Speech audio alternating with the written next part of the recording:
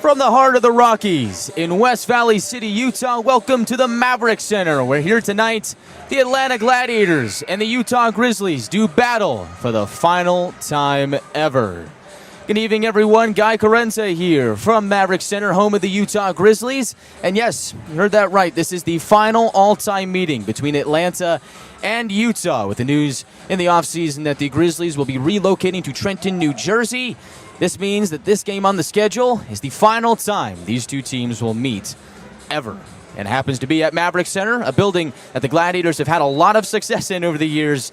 Atlanta at Maverik Center is 5-0-1 over the years. It is the final meeting between these two clubs all time. Atlanta cruising into this matchup with a record of 16-5, 32 points on the season. Winners of their last three, second place in the South Division, only Florida ahead of them. This is a Gladiators team that has turned it on as of late, playing some of their best hockey of the season, and they are showing no signs of slowing down. They have absolutely taken it to the Utah Grizzlies in the season series, leading 4-0 out of 5. This being the final meeting all time, fifth and final meeting of the season. Utah enters the matchup with a record of 9-12-2, 20 points on the season, 7th place in the Mountain Division. Losers of the last two, both at the hands of the Atlanta Gladiators. 11th all-time meeting between these two clubs. Atlanta is 7-2-1 against Utah, so they have secured that winning record against the Grizzlies in the all-time series, but they're looking for two more points in their back pocket before they head back home to take on the Jacksonville Icemen on Friday night.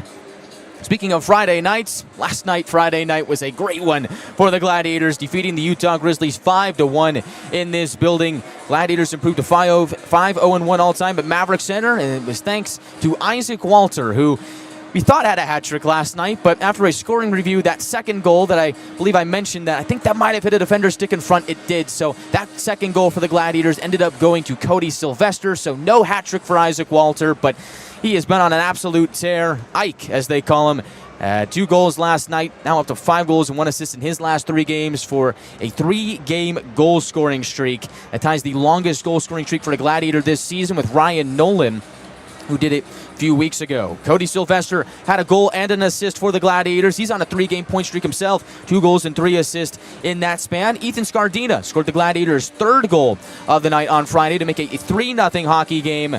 Ryan Nolan buried one as well to make it 4-0. 2 goals and 4 assists in his last 4 for Ryan Nolan. He is on a 4-game point streak as well. Then Isaac Walter made it a 5-1 game after Utah did bite back with a goal from Riley Connors to make it 4-1. Walter late in the game on the power play, slammed one in, 17 seconds to go, gets his second of the night, and makes it a 5-1 final. Louis Boudon in all the action notched 3 assists for the Gladiators. He's up to 1 goal and 5 assists in his last 3 for a very nice point streak. And the Gladiators are on an absolute tear. And this is what I was talking about heading into the pregame show. This is about the best the Gladiators have looked all season long, and they show no signs of wear or tear, as TJ Septemfelter stopped 20 of 29 in the victory. Atlanta's power play went 1 for 3, and the penalty kill was perfect, going 4 for 4. It was a great night to be a Gladiators fan, great night to be a Gladiator, as they improved to 16-5. Utah fell to 19-12-2. Riley Connors, of course, had the goal to spoil TJ Septemfelter's shutout bid. Evan Friesen had an assist on that goal. He has 1 assist and 1 goal and 1 assist in his last 2. And Dylan Wells, who got the start for the Grizzlies last night, stopped 22 of 27 in the loss. The Grizzlies have really struggled in this building this season. They're just 2-7-1 at Maverik Center this year. Gladiators have been a great road team this year, 7-3 on the road this season for Atlanta. And it really showed in the last 2 matchups between these two clubs on Wednesday and Friday nights. Atlanta really took it to the Grizzlies in their own building, but tonight is Teddy Bear Toss at Maverik Center. Grizzlies are wearing specialty jerseys for the occasion, and after the first Grizzlies goal, Teddy Bears will be thrown on the ice by their fans, but with the way that the Gladiators goaltending, really the Gladiators as a whole, have been playing, they might not get that chance. Ethan Hyder will get the start tonight for the Gladiators. He had 4 shutouts last season. He's looking for his first this year, but between Hyder and Septemfelter, they're 2 of the best goalies in the league, and for my money, Gladiators are the best goaltending tandem in the ECHL. Going to make it very difficult on the Grizzlies here tonight to get that goal, as Atlanta has outscored Utah 11-4 in the last 2 games this week.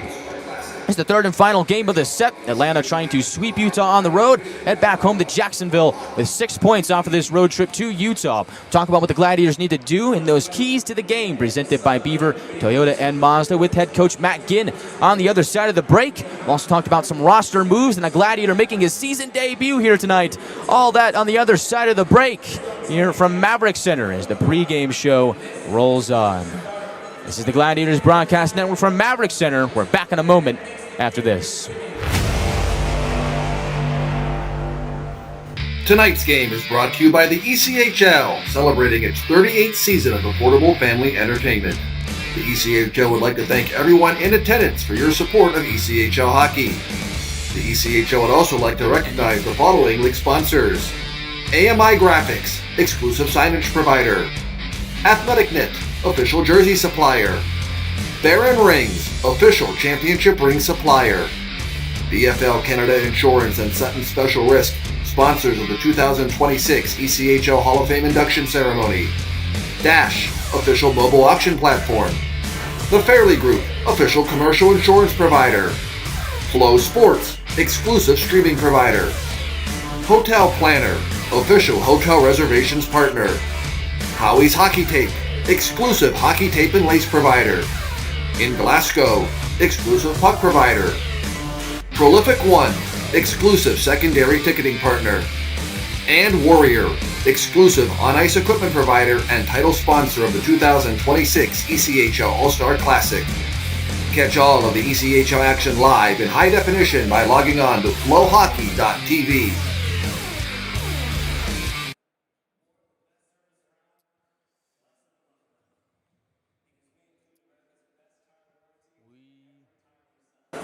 Welcome back to Maverik Center.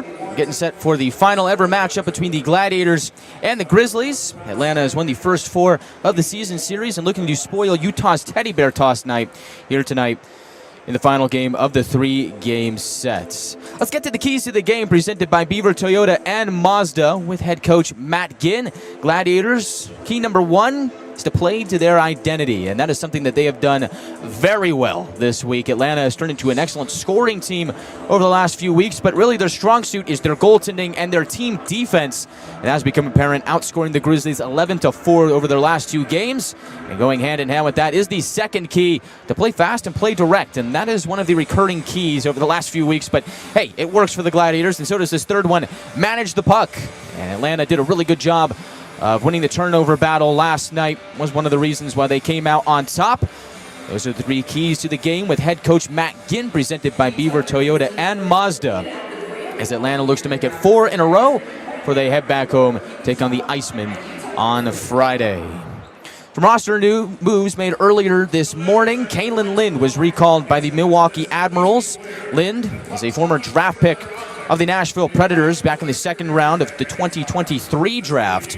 Lind, with the Gladiators this season, was playing some of his best hockey before he got called up, but I guess that is why he got called up. Lind had 2 goals and 3 assists in his last 5 games, had a 4-game point streak broken last night, but Lind has been sensational with Atlanta this season. In 17 games, had scored 3 goals and 7 assists with a +4 rating. So congratulations to Kalen Lind, gets the call up. He is up in Milwaukee, playing with the Admirals now.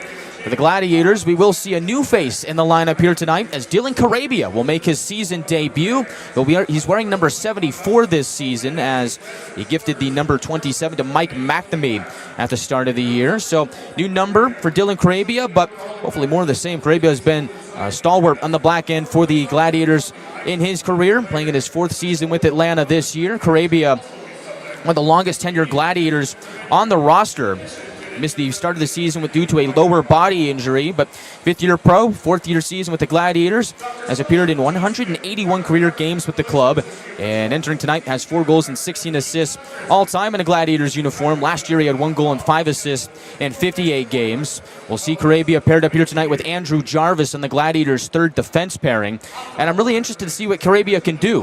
He's been looking pretty good in practice and morning skates over the last few weeks, really progressing after trying to get past that lower body the injury. Good to see him in the lineup here tonight. We'll see if there's any rust for Carabia, or if he gets back to business. Has a great game here tonight in West Valley as the Gladiators look to improve to 17-5. With that, let's get to the starting lineups here tonight from Utah. We'll start with the Utah Grizzlies. They'll send out their third line to begin play here tonight. Number 26, Danny Geniev, who is the leader in rookies in points. Off to a fantastic start this season, was acquired in a trade with the Idaho Steelheads after the preseason. In fact, Utah actually played Idaho in the preseason. Geniev was on the other side, and the Grizzlies ended up trading for him before opening night. Geniev on the season has 20 points in 23 games, does lead all rookies in that department, 15 assists, 5 goals. An excellent start to the rookie campaign for Danny Geniev. He gets the start at left wing. And in the start at the center position for the Grizzlies is number 77, Griffin Ness. Ness has had a good year as well. Second year with Utah, has 6 goals and 9 assists for 15 points in 23 games. Ness was held scoreless Friday, but he does have 2 goals and 4 assists in his last 4. Starting at right wing alongside Ness is number 10, Stepan Timofeyev, the former Greenville Swamp Rabbit. Timofeyev on the season has 6 goals and 6 assists for 12 points in 19 games. Starting on the back end for the Grizzlies, at left defense, it's number 20, Aiden Hansen-Bukata, who is another strong rookie for the Grizzlies this season.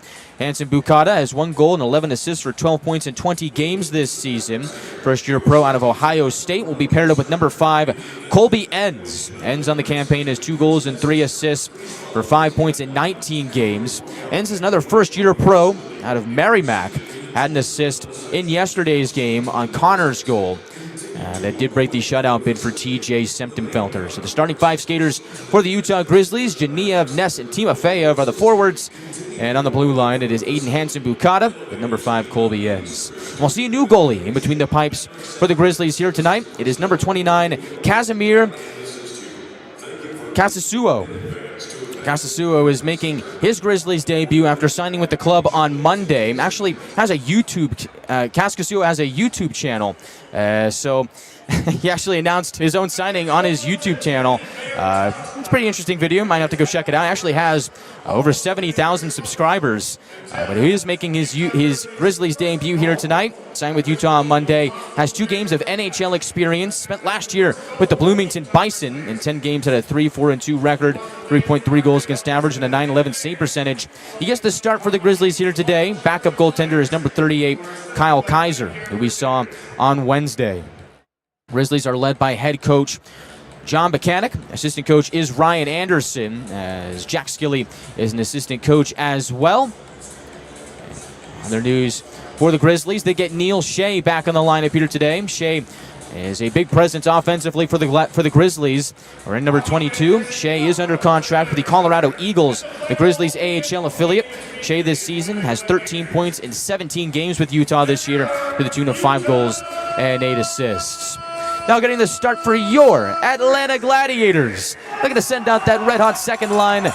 Number 86, Ryan Francis, with points in each of his last 2, gets the start at left wing. Standing at 5'9", 176, the native of Halifax, Nova Scotia, has really turned it on the road as of late. 21 games this season. Francis has 3 goals and 7 assists for 10 points on the campaign. Picked up pro point number 100 last night, as Francis coming into the night has 1 goal and 2 assists in his last 2.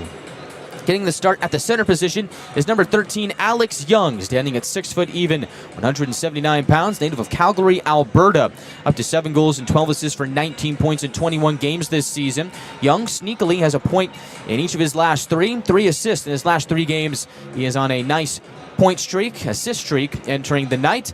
And starting at right wing is the guy that is on the longest point streak of any Gladiator entering the night. Number 24, Ryan Nolan, standing at 6'1", 198 pounds. Nolan on a 4-game point streak entering the evening, as he has 2 goals and 4 assists in his last 5. He is actually on a 5-game point streak. Nolan playing some of the best hockey of the year, racking up those points, up to 7 goals and 7 assists for 14 points in 21 games entering the night. Getting the start on the blue line for the Gladiators is number 39, Chad Nychuk at left defense. Nychuk standing at 6'1", 194 pounds. Nychuk is under contract with our AHL affiliate, the Milwaukee Admirals. native of Rossburn, Manitoba, is moving the puck very well for the Gladiators in the back end. 3 goals and 16 assists for 19 points in 20 games on the campaign. He'll be paired up with number 21, Jack Mateer, who is under contract with the Gladiators NHL affiliate, the Nashville Predators. Mateer stands at 6'6", 205, native of Sault Ste. Marie, Ontario. Has 1 goal and 1 assist for 2 points in 10 games. That 1 assist was picked up last night on Scardina's goal. Getting the start in between the pipes for the Gladiators here today, number 31, Ethan Hyder, standing at 6'4", 190 pounds. Hyder is also under contract with Milwaukee, native of Maple Grove, Minnesota, backing up his first year with Atlanta with a strong sophomore campaign. Hyder, just like Sentenfelter, been a brick wall between the pipes for the Gladiators.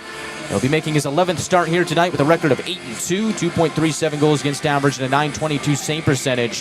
Hyder has been one of the league's best. He looks to spoil Teddy Bear toss night here at Maverik Center as he gets the start for the Gladiators. First line remains the same. Cody Sylvester with Louis Boudon and Isaac Walter. Second line that gets the start, that remains the same as well, as Mike McNamee is out of the lineup, was placed on the 14-day IR earlier today, so we'll not see him during the course of this road trip, which means Joey Cipolone remains on that second line with Carson Denemy, but due to the absence of Kalen Lind, recalled by Milwaukee earlier in the morning, Mickey Burns slides up to the left wing position on that third line. And on the fourth line, Ethan Scardina and Peterborough Morgan remain in their usual positions. And Riley Appelt will play in his second professional game, sliding in at the left wing position wearing number 23. Last time we saw Appelt was in his pro debut on November 23rd against South Carolina. And so that is the 12 forwards for the Gladiators here tonight. On the blue line, Ninechuck and Mateer obviously get the start. Conroy and Les are your second D pairing. That's been a very solid pairing for the Gladiators this season. And of course on the third pairing, Andrew Jarvis will be paired up with number 74, Dylan Carabia, making his season debut here on the road for the Gladiators. Atlanta 16-5, looking to make that 17-5 with another road win here today. Gladiators have been a great road team. 7-3 on the road this year, taking on the Utah Grizzlies. We're entering the matchup with a record of 9-12-2, trying to bounce back after falling to the Gladiators in their last 2 games. Grizzlies have struggled on home ice, though, this season, 2-7-1 at Maverik Center. Gladiators trying to spoil the show. See if they can do it here on the other side of the break as Atlanta meets Utah for the final time ever. That'll do it for the Gladiators pregame show here on the Gladiators Broadcast Network. Coming up next from Maverik Center, the national anthem and pregame festivities here tonight.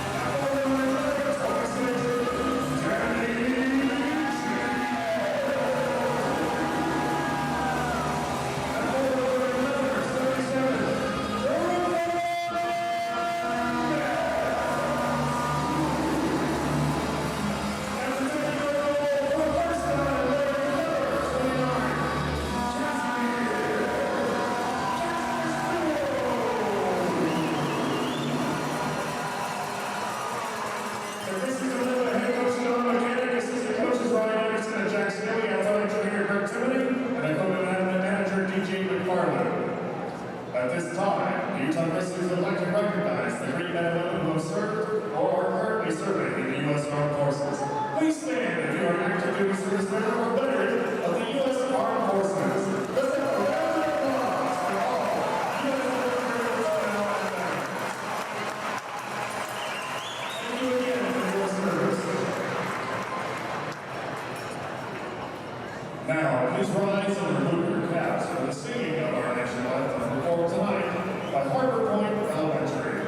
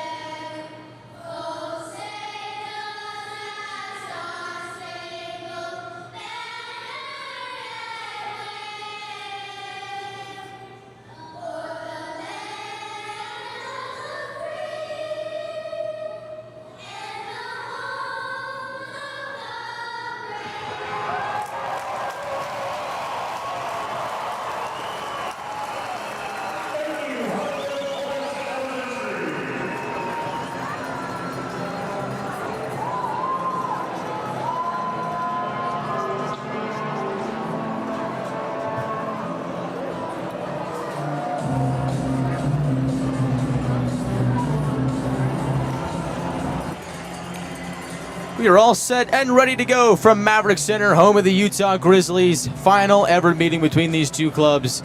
11th all-time, and the Gladiators have had the Grizzlies number in the all-time series with a record of 7-2-1. Gladiators looking to make it one more in the win column, improve to 17-5, and get back home with 6 points out of a possible 6 on the road trip.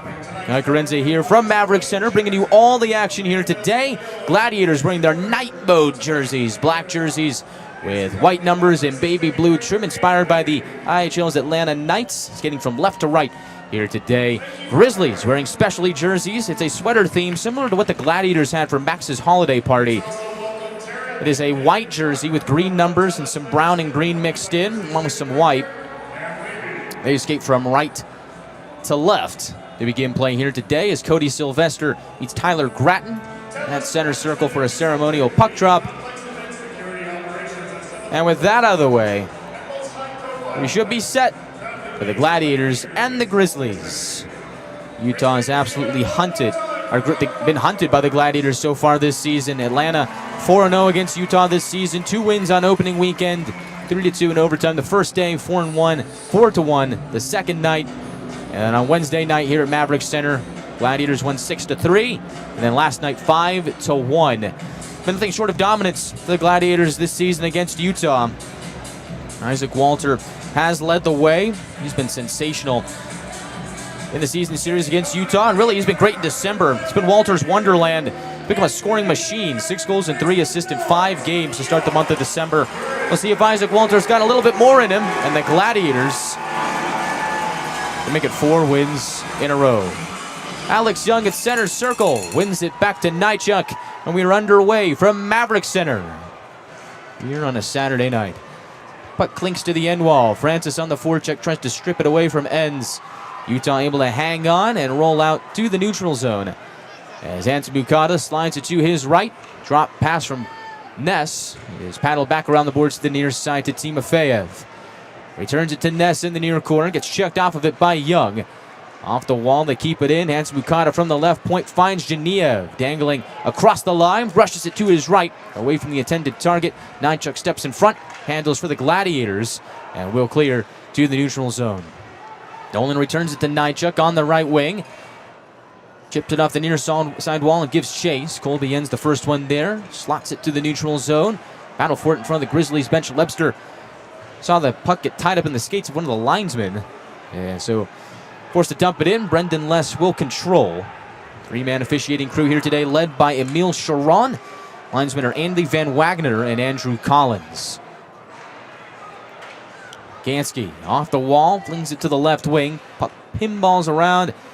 Snatched back up by the Grizzlies. Shot by Gratton. Turned away by Hyder. Puck glove down at the line. Utah continues to press. Lebster from the left wing scans the ice and puts a shot on goal. Rebound to Gratton. Hyder sprawling out to make the save. And the Gladiators keep it out. Puck forced to the near corner. Conroy is there. They'll ship it up the near wall for Sylvester. Weinstein keeps the zone. Plugs it down to the near corner. Once again, a skirmish ensues. Everybody trying to get a piece of that puck. Leaks over to the slot. Brendan Less has it. Finds Walter in the neutral zone. It glances off his stick, and Utah will control. A little under 2 minutes gone by here in the first. Grizzlies try and push it to the slot. Bounces to the right wing. They'll steer it to the near side. Connors trying to find a man open on the left wing. Denemy gets in front of it. Carabia with possession for Atlanta, making his season debut. Paired up with Andrew Jarvis here today. Carabia 1 goal and 5 assists in 58 games with Atlanta last year. As Mickey Burns grinds his way into the Grizzlies' end. Denemy can't keep it in at the left point. Atlanta forced to reset at center ice as Mateer bombards it off the end wall from corner to corner. Puck pops over on the far side. Cipolone sparring for it. Can't get quite control on it. At the line, Nychuk springs into action. Finds Mateer for a shot. Blocked in front. A stick breaks. And Kaskasuo is able to make the save. Colby ends without a stick after it shattered, blocking the shot. Board battle ensues on the far side. And Utah will just rip it the length of the ice. It's an icing on the Grizzlies with 3 minutes and 2 seconds gone by in the first period. For those of you that are wondering, Isaac Walter got a bit banged up on Wednesday, was able to return at the end of last night's game. A little bit banged up as well, but he is all right, and he is on that first line for the Gladiators here today. Already put in a good shift. As now we'll see the fourth line, Peter Morgan with Ethan Scardina and Riley Appelt playing in his second professional game. His first since November 23rd against South Carolina. Defensive zone face-off win for the Grizzlies. They chuck it to the neutral zone. Gladiators able to wedge them off the puck and come back up ice. Peter Morgan gets it to Appelt, grinding down the wall. Checked off of it by Gansky. Puck trickles over to the far side. And Barbashev gets there for Utah. Shot from there, turned away by Kaskasuo. At the right point, Les hammers it off the end wall. It'll spin to the left wing. Grizzlies able to skate out of danger. Rainbow it to the neutral zone. Plops down, and Atlanta goes back up ice. Scardina dangles to the middle for Morgan. Shot is blocked by Barbashev.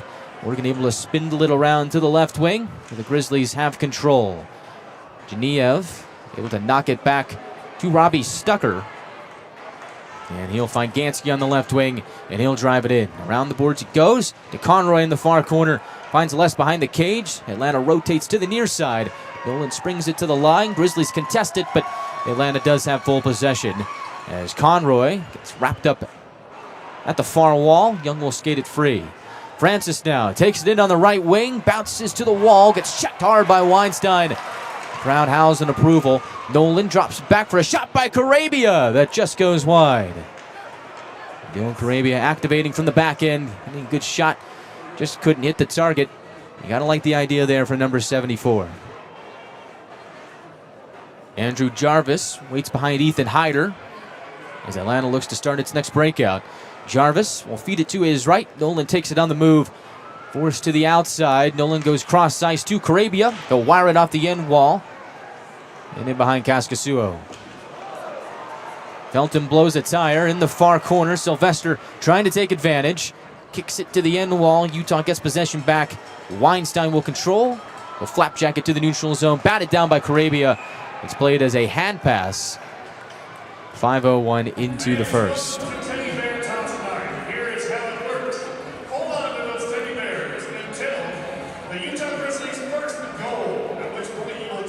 Be a neutral zone face-off. First line out there for Atlanta. How good have they been? Boudon, 3-game point streak. Sylvester, 3-game point streak. Walter, 3-game point/goal scoring streak entering the day. Boudon will take this face-off for the Gladiators in the neutral zone against Manning. Grizzlies able to muscle it away. Lebster bounces to the right wing. Slaps it below the goal line where it's controlled again by Manning. Trying to return it to Lebster, although Louis Boudon working hard deep in his own territory, fighting to get it back. Grizzlies hang on for a shot that goes into the glove of Hyder with 14:41 left in the first. Grizzlies lead the shot count 3-1 as this game is still in the early stages. Grizzlies outshot the Gladiators in each of the last 2 games, but Atlanta got the last laugh, winning big in each of those last 2 games. Face off to the left of Hyder. Grizzlies send out their second line. Connors will take this face off against Joey Cipollone. Cipollone sends it to the wall, and off that far side, Mateer knocks it out to center. Burns tried to race into it, but the Grizzlies get the first touch on it, and they do possess. As Gansky goes cross ice to Stucker. Long pass off the stick of the intended target in Shea, and into the open arms of Mateer. Finds Nychuk in open space. Off the red line, Cipollone directs it in. A chase after it to the end wall. Gansky gets there, angles it to the corner, centering feed. Denemy all alone, couldn't quite reel it in for a shot attempt. Puck ends up going to the far corner. Grizzlies have it now. Gansky from the left circle surveys the scene, bounces it off the stick of Shea, and into the first or second row for a stoppage 6 minutes in. Don't forget, Denemy scored in Wednesday's game, his second of the year, and kind of just lurking about in the slot. Right place, right time for that goal for the pass from below the goal line from Kalen Lind. Here today, had a good chance in front of the net. Pass coming from the far corner, but Denemy just couldn't quite reel it in. Ends up glancing off of his stick and didn't end up getting a shot away. Face off right at center circle. Scardino will take it. Grizzlies will win it. Friesen won it. They'll play it to the right wing and in. They cast it to Hyder, who shovels it to his left on the far wall. Grizzlies keep it in. Colby ends. Sidesteps the pressure. Puck pinballs over to Peter Morgan. And over the red line he goes. Feeds it to the middle, looking for a pelt. Gladiators are offside anyway. 13:42 left in the first.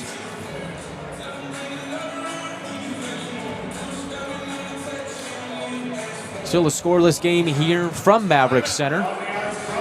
Gladiators capping off a 3-game set here on the road. 13:42 left in the first, and the final meeting between these two clubs. We're back in a moment after this from our local sponsors. This Thanksgiving, you can count on Kroger. You get up high quality and down low prices. Up high quality with our exclusive brands and down low prices on all your Thanksgiving needs. Because at Kroger, quality and low prices always come together.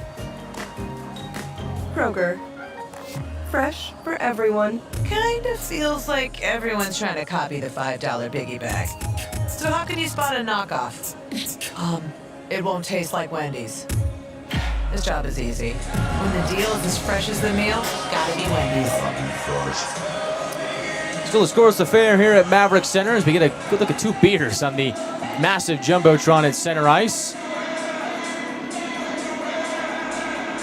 Ethan Scardino will take this neutral zone face-off against Evan Friesen. Friesen scored shorthanded goal on Wednesday. It was the only shorthanded goal to this point in the season that the Gladiators have given up. Atlanta does have 7 of their own. We've yet to see a penalty so far here today. Grizzlies slide it through center. On the move is Barbashev. Gets possession on the left wing. Trying to find a man streaking towards the net in Gillette. Ends up ping-ponging back to the line for a shot in front of Hyder. They try and wrap it around, but Hyder able to take away the angle. They center for a quick shot by Friesen. Hyder kicks that away. And now the Gladiators will clear out to center. 13:07 left in the first period. Utah puts a long one into the glove of Hyder. Let's play continue as Conroy looks up ice. Conroy finds Nolan on the right wing. Over the line, plays it back to Francis. Shrieking on in, Francis fires! Save made, Kaskasuo. Great blocker stop there. And the Grizzlies will clear it to the line. But not out. Great keep by Alex Young. They battle for it on the near boards. Francis digging, trying to spin away from Griffin Ness. Young joins the pile up. Taps it to the corner where it's picked up by Weinstein. And the Grizzlies have full possession.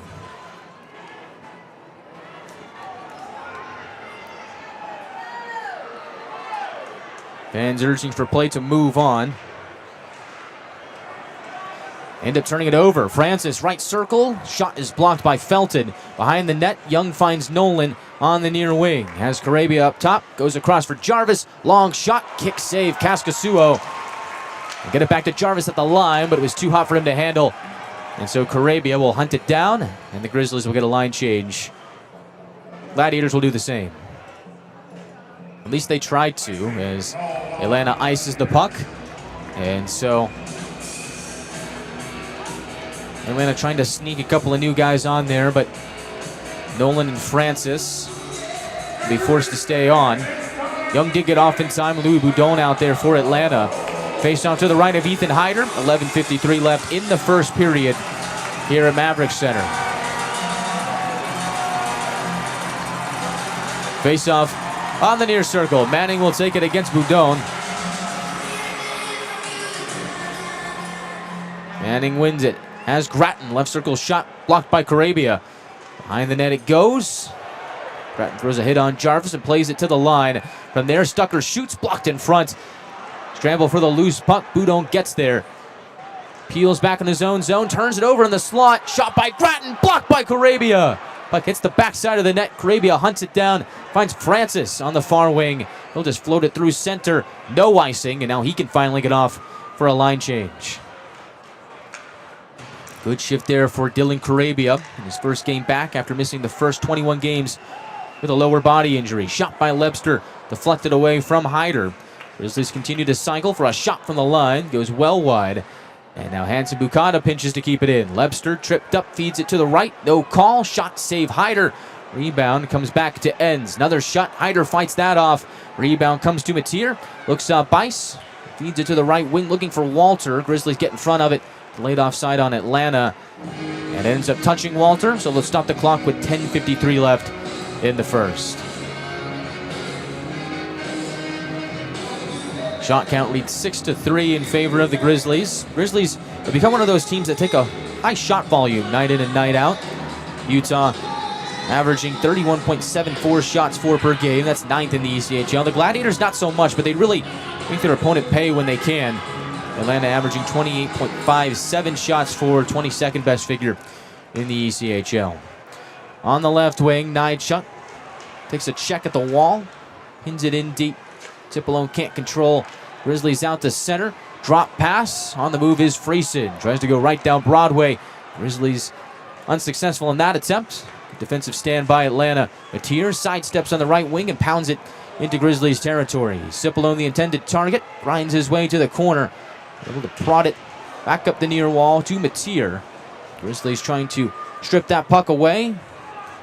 They do have possession as Felton chips it to the neutral zone for Shea. Has a man moving upwards for Connors. His shot flubs off of his stick. Conroy was there defending. Nifty couple of moves. Defeats Tipolone on the right wing. He'll rifle it in. Kaskasuo will slow it down. And Atlanta will have possession. Peter Morgan strong on it. Backhands it deeper into Grizzlies territory. Conroy chasing. Won't beat out Gansky to the puck. Scardina being a thorn in his side. Tries to swindle it away. All that pillaging and plundering unsuccessful. Grizzlies with possession, 9:42 left in the first. Felton feeds it right wing. Gansky up ahead off the stick of Gillette. Gillette strong towards the net, tried to power towards the cage. Les forces him to the near wing. Puck bumbles out to center. Good play by Brendan Les to break up that chance. Slides it to the blue line. Scardina chips it forward for a pelt. Tumbling towards the net. Defender falls down. Scardina fires. Puck loose at the goal line. And the Grizzlies are able to swipe it away. Oh, what an offensive play from Hansen Bukata. Diving as the puck was tumbling towards the back of the net. Flips it away. Crashes into the net. Stoppage with 9:14 left in the first. Well, Scardina had the puck. Appelt was just trying to bulldoze his way towards the net. The defender fell down. Scardina saw that loose puck, rifled a howitzer on net. Kaskasuo got most of it, but puck was leaking towards the goal line. And Hansen Bukata sprawling out, diving, able to push that puck away. Remains a scoreless game with 9:14 left in the first period. Second line out there for the Gladiators. Young, Nolan, Francis, Carabia, and Jarvis, the two blue liners, as the faceoff will be on the near circle. Gladiators win it. Carabia from the right wing puts a shot on goal. Kick save. Kaskasuo. Puck is loose. Barbashev will dig it out and get it to the neutral zone. Gladiators dump it back in. Hansen Bukata slides it up to Timofeyev on the left wing. Pelts it into the Gladiators' end. We got a penalty here. Interference is going to be the call. 8:51 left in the first period. And Alex Young is very unhappy. It looks like it's going to be Young that goes to the box. He's really trying to argue his case, but he's going to need a better lawyer. We'll take a seat, and the Grizzlies will have the first power play of the night. Gladiators head to the Beaver, Toyota, and Mazda penalty kill. We get a good look at it on the Jumbotron here. I think that's just a hockey play. Young moving stride for stride with Timofeyev. Just kind of bumps him down and ends up getting called for a penalty. Gladiators go to the Beaver, Toyota, and Mazda penalty kill for the first time tonight. Went 4 for 4 last night. Grizzlies power play this season, operating at 17.6%, 15th best in the league. Gladiators penalty kill, 87% on the season, 4th best in the ECHL. And he gets off to the right foot here, opening clear. Personnel-wise, it is Denemy, Mateer, Tipolone, and Nijchuk. Grizzlies They scored a power play goal in 13 of their last 17 games. Last night, one of the 4 instances over that stretch where they did not. Atlanta gets another clear, mails it down to Kaskisuo. And with 8:19 left in the first period and already 35 seconds off the penalty to Young, Utah forced to start from the back end. Cross ice they go. Manning drops it off. Shea a shot. Kick save. Hyder. Puck is loose. Lepster has it. He'll play it to the line. Hansen Bukata back to the left wing for Shea.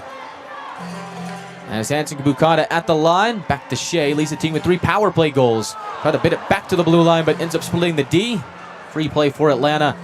57 seconds left on the penalty to Young.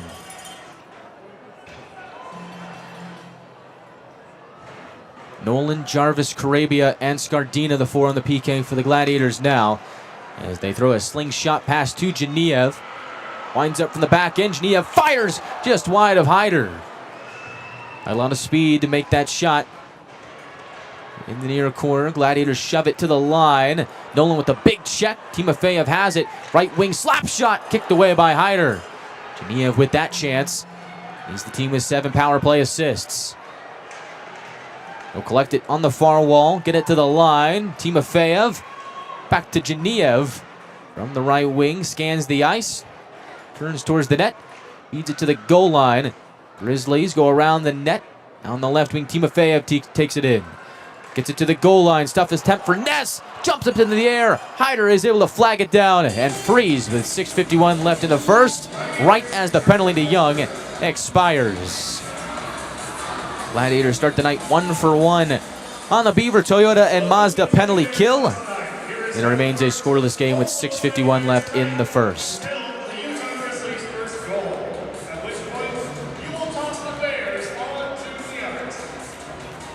And Ness right at the goal line tries to shove it in, and Hyder actually put the paddle down. That's why that puck leaped up into the air, and then Hyder able to just smother it, get the whistle face off to his right. Gladiators back to even strength.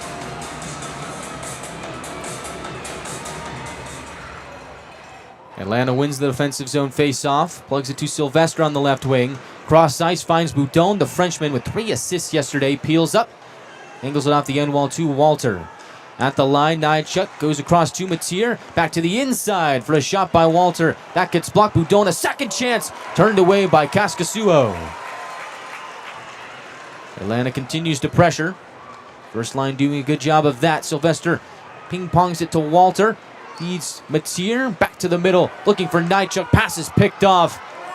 High alert play there for Robbie Stucker. Grizzlies clear on the left wing.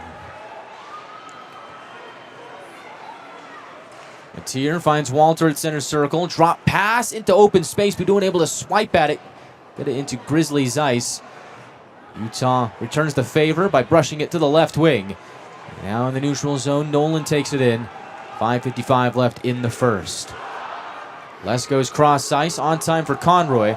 As Francis on the move, takes a check in front of the Grizzlies bench. Tries to escape Gratton, can't quite do it. Grizzlies pound it to the near corner. Les is there for Atlanta. Wheels it to the neutral zone for Francis. Leaves it for Conroy, moving up ice. Last off a skate, now it is Manning on the right wing. Manning fires off a stick and out of play. Brendan Les there to make the defensive stand. That's a timeout on the ice. We'll take one as well. No score here from Maverik Center. Grizzlies lead the shot count 8-5. We are back after these messages from our local sponsors.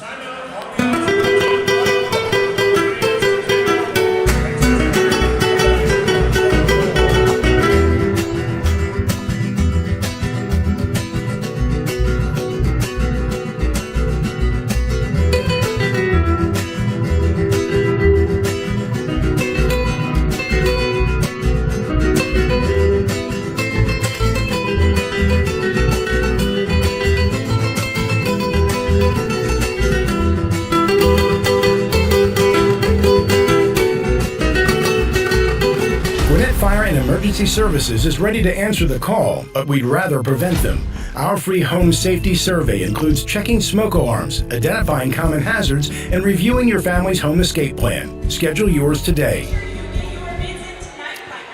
Great action so far here tonight at Maverik Center, but no goals with 5:29 left in the first period. Atlanta 1-for-1 on the Beaver Toda and Mazda penalty kills so far tonight. Have not had a chance on the Eco Electric power play. Gladiators wearing their night mode alternate jerseys, getting from left to right here in the first period. Grizzlies wearing their Teddy Bear Toss winter sweater specialty jerseys. Okay, from right to left. Got a good look at the Grinch. Who knew the Grinch was a goalie? It is that time of the year, holidays approaching. Gladiators looking to gift their fans a perfect road trip and sweep the Grizzlies with a win here today.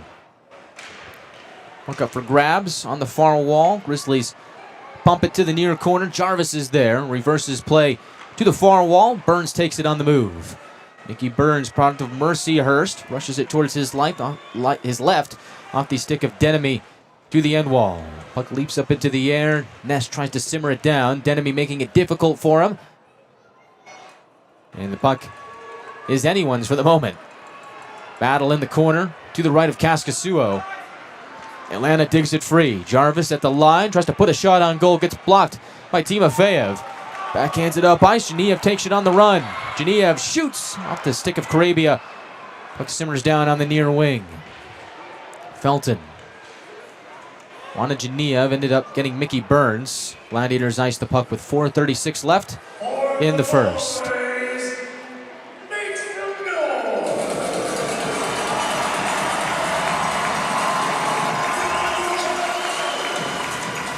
See a face-off near Ethan Hyder, who to this point has stopped 8 of 8. Kaskasuo, 5 of 5 so far here today. Last time we saw Hyder was on Wednesday, stopped 28 of 31 in the 6-3 victory. Hyder and Septemfelter both with 8 wins each, are among the league leaders in wins so far this season. Grizzlies win the face-off. Hans Bukata shoots, deflects in front of Hyder, makes the glove save, and a second one with the left pad. He is able to smother it, and afterwards chaos ensues. The Gladiator hits the deck Cipollo, gets shoved down to the ice.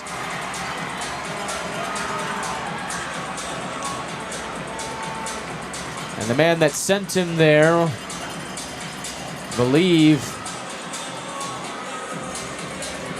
was Cooper Gay. And yes, we can't confirm that. So Hyder makes the initial save.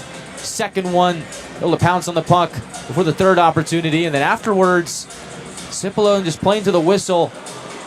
It's taken down by Gay. And meanwhile, Burns in the fray. Jarvis as well. All that, no penalties though. Face off to the left of Ethan Hyder. And we get a little bit of rough stuff here. 4:29 left in the first period. Face-off on the far circle, won by the Grizzlies, but escapes the grasp of Shea. Forced to retreat back to his own ice. In control for the Grizzlies. Has Hansen Bukata on the left wing, tries to feed it to the middle for Gay. Couldn't quite flag it down, and so Atlanta with possession look to start a breakout of their own. Push it to the neutral zone. Ends up boomeranging to the right wing for a shot. Save. Hyder gets just enough on it. Now the Gladiators can't possess. Sneaky play for Utah. Hyder comes up big. Morgan to Scardina. Right wing shot. Save. Kaskasuo. Karams off the end wall to the blue paint. And they'll skate it out. Shea with a big defensive play. Pancakes it to the right wing. Looking for reinforcements. Fresh off the benches, Barbashev. They end up not getting the puck to him. Scardina gains the red line and will just flapjack it to the end wall.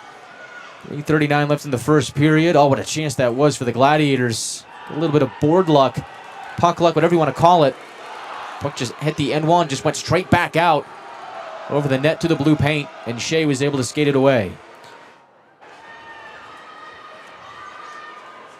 Gansky, cross ice to Stucker, has Gilat in the neutral zone. He'll lift it through the right wing, Hyder out of the net to play it. Finds Conroy, turns it over, quick shot, save, Hyder, rebound loose, and they score! The Teddy Bears go flying. The Grizzlies have their first lead of the 3-game set. It is 1-0 Utah with 3:05 left in the first.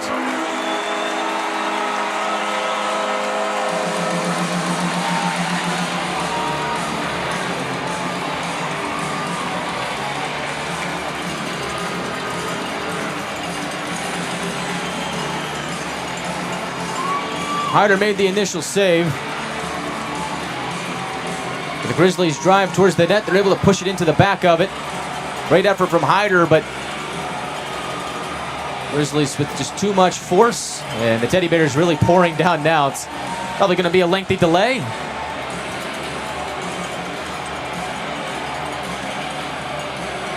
They're still throwing them. I'll find out in a moment who actually got the Teddy Bear goal. I believe it was Gillette, but so many Grizzlies just crashing the crease. Kind of hard to tell from my vantage point. Utah does have their first lead of the 3-game series this week. Atlanta left out the big leads in both of the prior 2 games.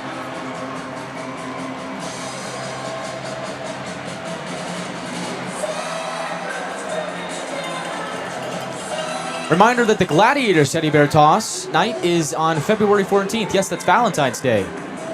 Make sure you've got your Bears. The Adirondack Thunder will be coming to town.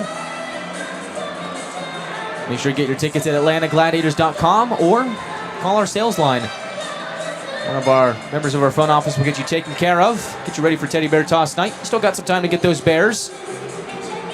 And so the goal actually belongs to Evan Friesen. The assist does go to John Gillette, so that goal coming 16:55 into the first period. Makes it a 1-0 game for Utah and gives us the delay to pick up on the Teddy Bears. Grizzlies had to wait until the waning moments of the third period in yesterday's game for their first goal. Tonight, not as much of a wait for the Grizzlies. And so while they pick those up, kind of just go back and replay the scoring play. Grizzlies have been coming towards the net throughout the course of the first period. They've kind of been coming in waves, using their speed, barreling down the wings, getting some good looks on Hyder, and eventually the Grizzlies figured out that if you crash the crease, good things are probably going to happen, and that's what happened on the Teddy Bear goal. Initial shot was taken by Gillette, and then Friesen on the follow-up able to bang it in for the goal. And so not really Hyder's fault, made the initial save, but the issue for the Gladiators right now is the shot count reached 12-5 in favor of the Grizzlies. And while the Gladiators have been scoring at will in these 3-game set, at least in the prior 2 games, the shot count has been relatively low. Gladiators took 29 shots yesterday, but took only 15 on Wednesday.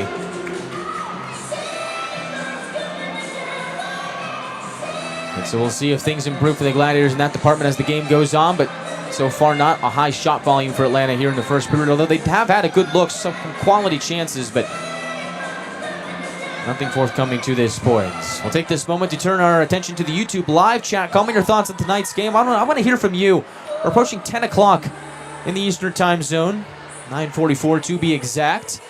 Mountain time zone 2 hours behind, so a lot of you who have stayed up so far here tonight, thank you very much for tuning into Gladiators Hockey here on a Saturday night. It's been a lot of fun. I'd like to give a shout out to Nick Hayes, Grizzlies fan that I've known over the years, sitting over in section 107. Got to talk to Nick before the game. I'm sure he's having a good time with the Grizzlies up by 1, but a lot of familiar faces from back home in Atlanta here in our YouTube live chat. Good to see Justin Burke, Joe Mama, Fuzzy, Karen Zahner, David Simmons, all the fans. Tracy Hayes, good to see you. Hopefully you can stay awake here tonight. Expecting this game to be a lot closer than the prior 2. Looks like the Grizzlies came up with some angst and anger, especially with the way the last 2 games went for them.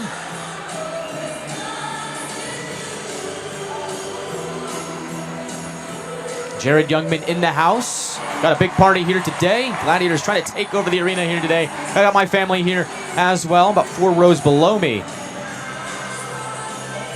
Make sure you guys have your Teddy Bears ready for the game on February 14th. Adirondack Thunder coming to town. It's also Love on the Ice night at Gas South Arena. The President's got a big party here tonight. David Simmons says, no more Utah goals. They had their fun. No more. I will trust Ethan Hyder to take care of that.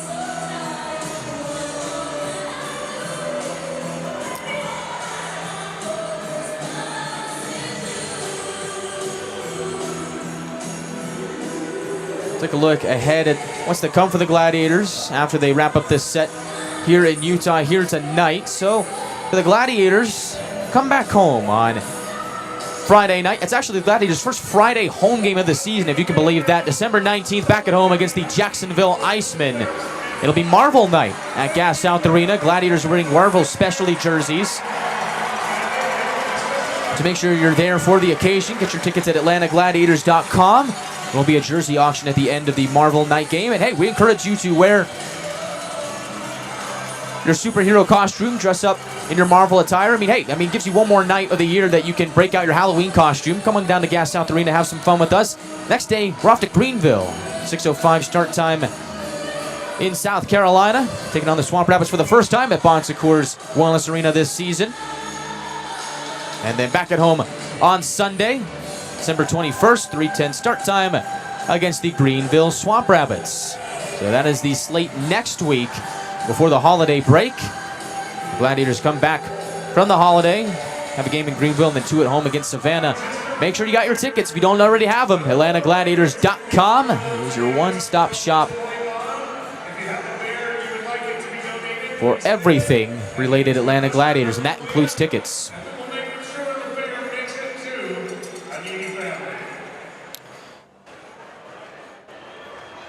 So once again, it looks like we're almost done with the delay, but to recap, goal was scored by Evan Friesen. It is his 4th of the year. Assist going to John Gillette. Friesen now with that goal on a 3-game point streak. 2 goals and 1 assist in that span. Had a goal on Wednesday shorthanded, an assist yesterday on the Connors goal, and now he has the Teddy Bear goal. So the Grizzlies able to get the first one of the night. First lead of the 3-game set. 3:05 left in the first period. Gladiators mulling around out there trying to stay loose after what was a lengthy delay.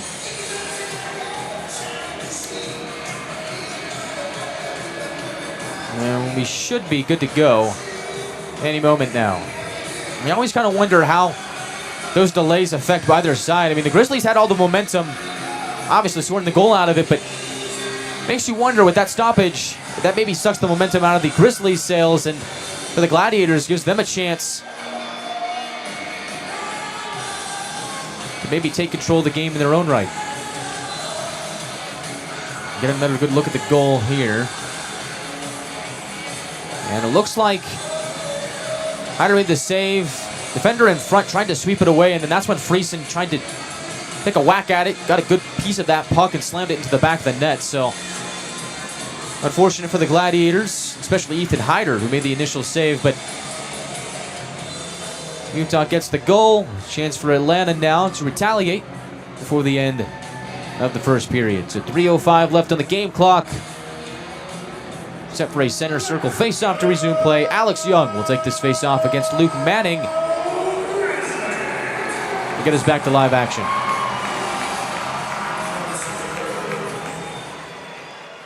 Gladiators win the face-off. Conroy slots it to the right of Kaskasuo. Less pinching from the blue line. Hems the Grizzlies in their own ice. On the right wing, Lebster trying to escape. Forced to retreat at the blue line, and now Utah comes in on the left side. Lebster rubbed off the puck. Young takes it in. Chips it to his right for Francis, who will float the puck down to the end wall. Young giving chase on the forecheck. Can't escape the Grizzlies. They turn up ice. Gratton on the left wing. Angles it off the wall, looking for Lebster. Conroy cuts in front. Maneuvers to the far corner, where Young will pick it back up again. Tries to hammer it off the wall and get out. Second attempt does just that. Rainbows it to the blue line. Nolan lurking there, almost stripped away from Felton, but Grizzlies with possession. 2:08 left in the first. Burns on the right wing, tries to scamper in, throws it cross ice, but ends up being all for naught. Gladiators are offside with exactly 2 minutes left in the first. It feels like this game is a Mickey Burns kind of game, and a game that has really been dictated with speed, more so on the Grizzlies' part than the Gladiators so far here today. Looking for the guys that have that speed to their advantage. I'm looking at Mickey Burns here today, who I think has had a pretty strong first period. And guys like Peter Morgan, who can really turn on the Jets. That's the way the Grizzlies want to play. See if the Gladiators can go toe-to-toe with them. As Atlanta drives it in on the right wing, Grizzlies skate it out. Zip alone, steals it back at center circle. Able to swindle it away from Griffin Ness. Drives it over to the near corner. Denemy crashing in.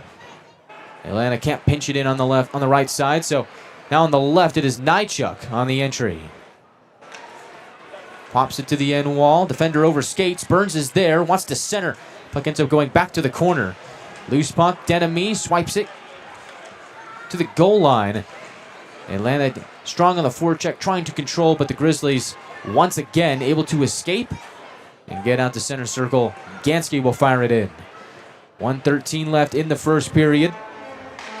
Gladiators have scored a goal in 9 straight periods entering tonight. That streak is in jeopardy with 1:05 left in the first. Weinstein retreats behind Kaskasuo. Scans the ice. Fourth line out there for the Gladiators. Peter Morgan on the forecheck. Weinstein finally makes the decision. Turns it over at center circle. Morgan quickly to the right wing for Scardina. Tries to dance over the attacking line. Ends up getting boxed off the puck. Now on the right wing, Morgan fires it off the end glass to Scardina. Puck leaks over to the near side. Carabia is there pinching down. Shot goes off a leg. Morgan looks to center. Nobody home except for Felton for Utah. 25 seconds left in the period. He'll feed it to his left for Shea. Neil Shea from the left circle will go around the net. On his forehand, loses it to Mateer. Got checked hard by Carabia. His bucket comes off. Shea forced to go to the bench.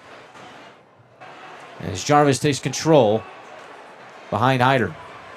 5 seconds left. Scardina to the neutral zone. Walter takes a swipe at it. The time will run out on the first period. Utah with the lead, 1-0 after 20 minutes of play. Lead the shot count as well, 13-5.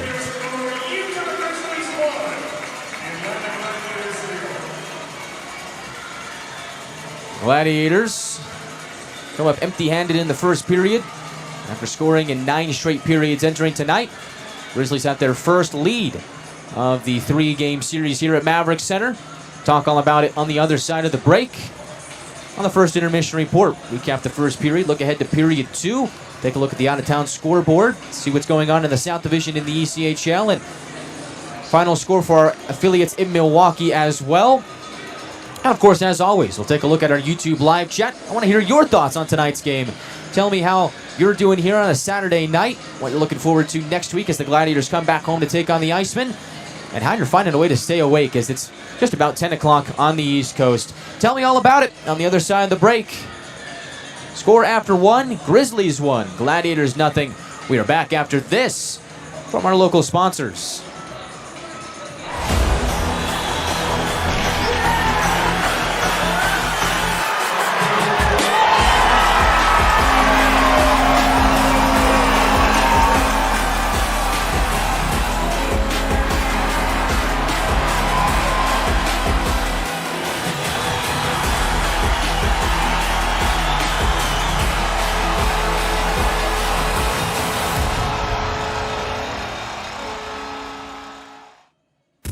Feels like everyone's trying to copy the $5 biggie bag. So how can you spot a knockoff? It won't taste like Wendy's. This job is easy. When the deal is as fresh as the meal, gotta be Wendy's. Sometimes life's collisions leave us feeling off balance. But at 100% Chiropractic, we know how to get you back on track. We don't just straighten you out, we empower you. We educate you on how to get to the root cause and give you a play-by-play strategy on how to get you back to 100%. We even use lasers. Fucking lasers! Our $49 first experience includes a complete set of comprehensive chiropractic x-rays, a fit 3D scan, and your first life-changing adjustment. Visit us and break the ice. Discover the power of chiropractic care at 100%.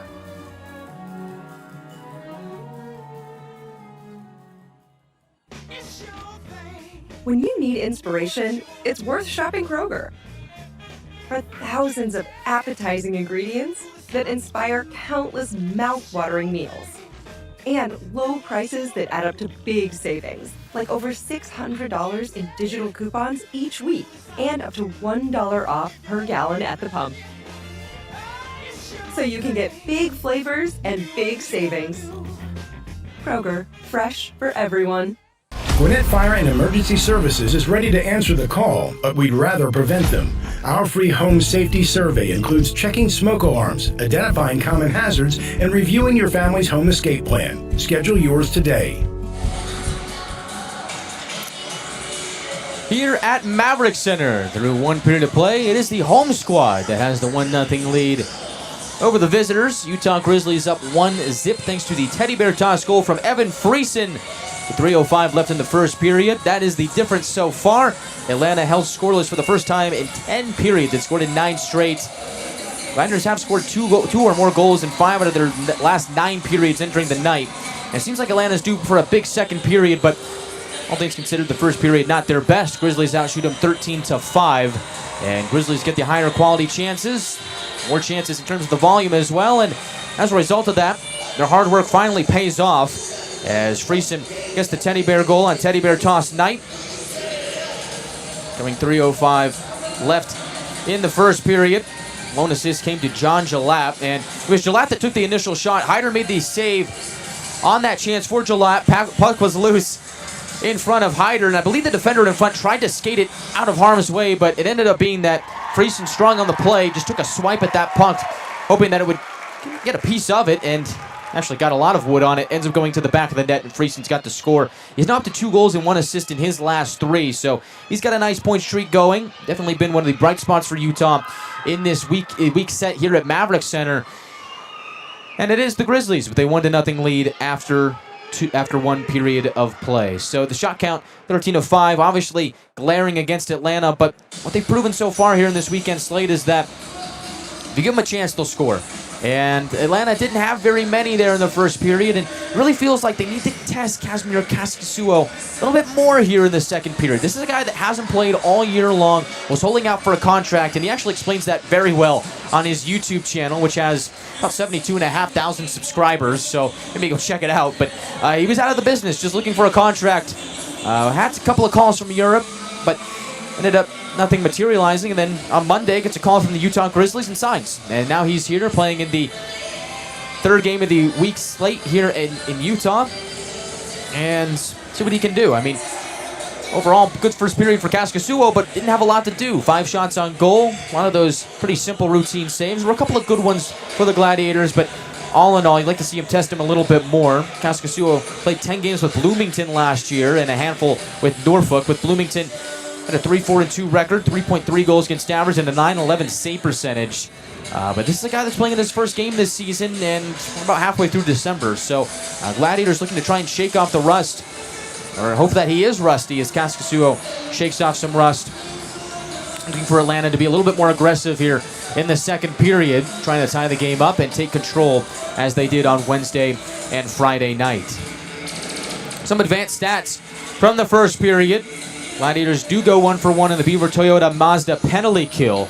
Scoring chances reflect kind of what I just said. Utah 7, Atlanta 3. You think 3 chances on 5 shots, pretty good percentage-wise for the Gladiators, but obviously you're going to need a little bit more if you want to win. See if they can get a couple more chances on Kaskisuo in the second period. Meanwhile, it was a good first period for Ethan Hyder. Ends up stopping 12 of 13, and really that goal from Friesen, not his fault.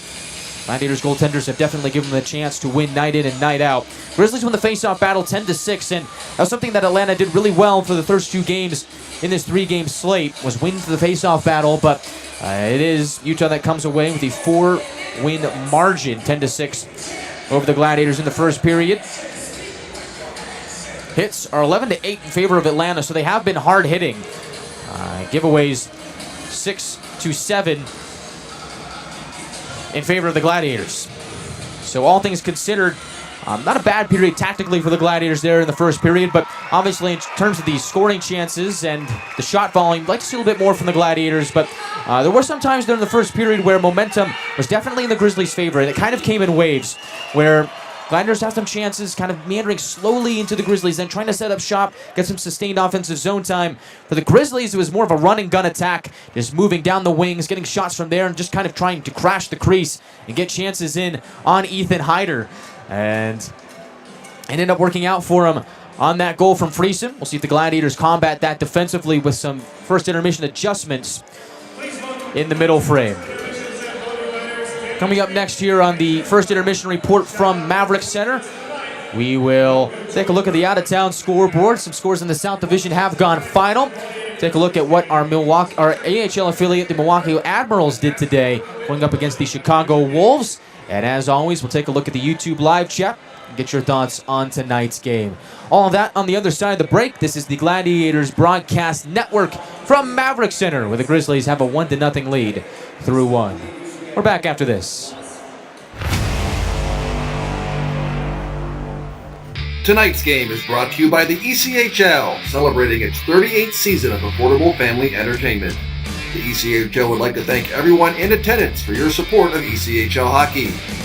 The ECHL would also like to recognize the following league sponsors: AMI Graphics, exclusive signage provider; Athletic Knit, official jersey supplier; Baron Rings, official championship ring supplier; BFL Canada Insurance and Sutton Special Risk, sponsors of the 2026 ECHL Hall of Fame induction ceremony; Dash, official mobile auction platform; The Fairley Group, official commercial insurance provider; Flow Sports, exclusive streaming provider; Hotel Planner, official hotel reservations partner; Howie's Hockey Tape, exclusive hockey tape and lace provider; In Glasgow, exclusive puck provider; Prolific One, exclusive secondary ticketing partner; and Warrior, exclusive on-ice equipment provider and title sponsor of the 2026 ECHL All-Star Classic.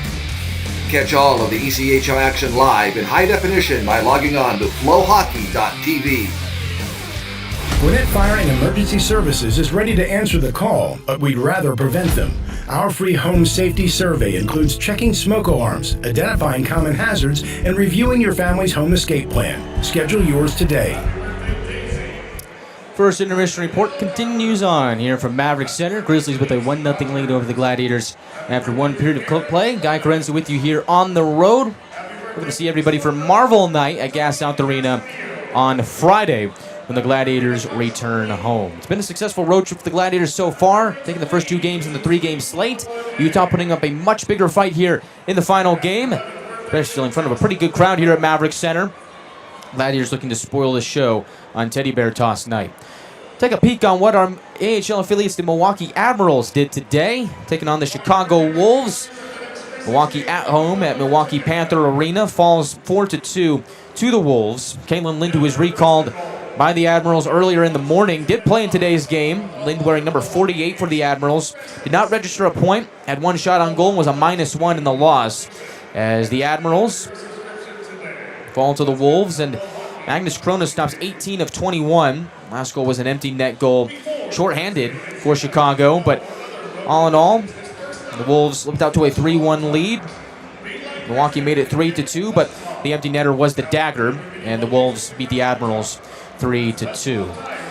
Now taking a look at what went on in the ECHL here today. And that's one of the nice things about being in the Mountain Time Zone, and this game is the nightcap game. This is the last one on the ECHL slate here today.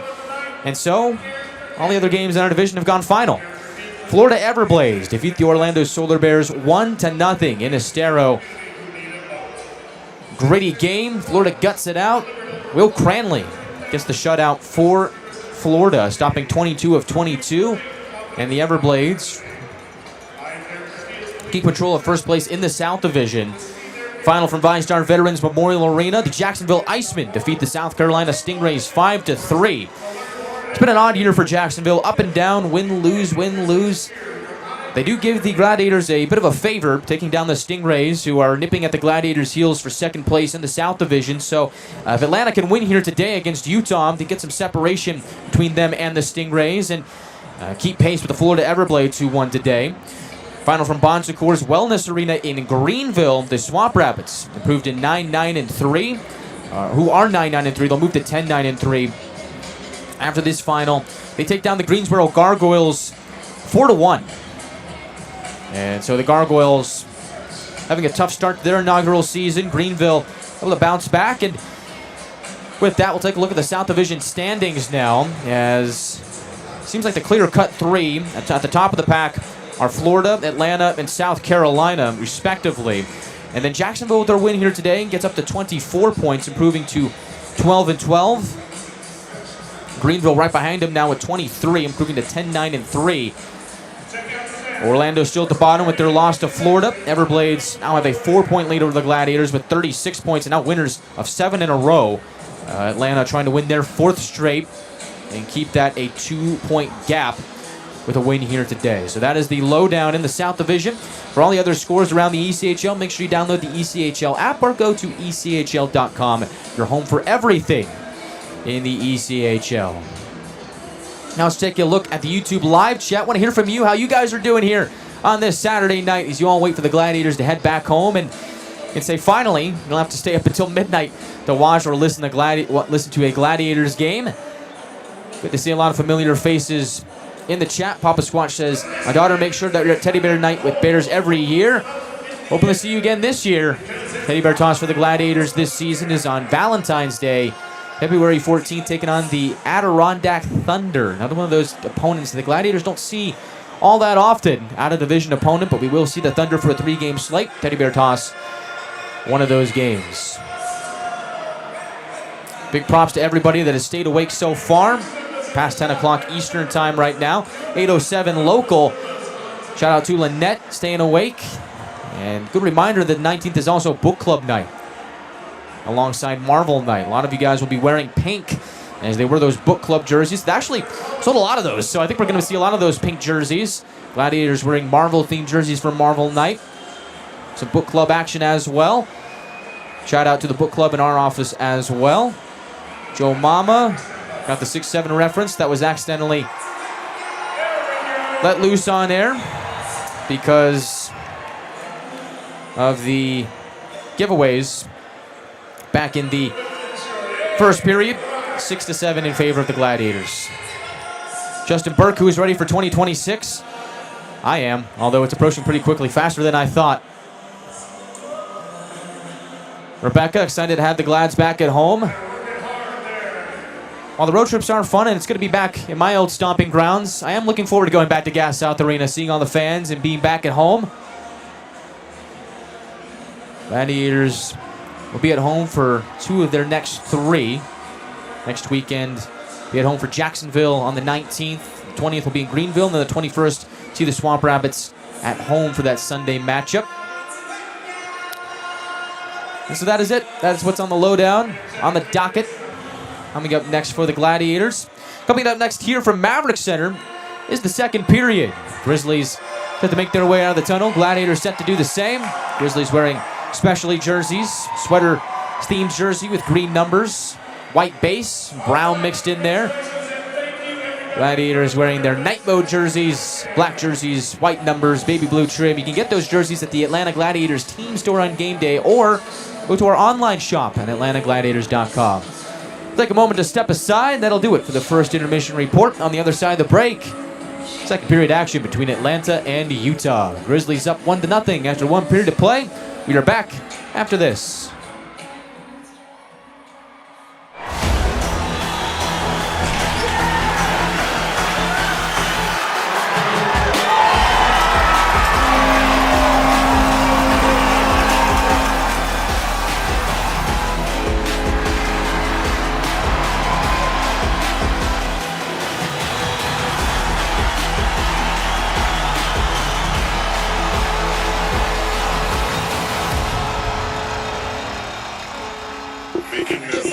Desserts are popping up on Crumble's menu.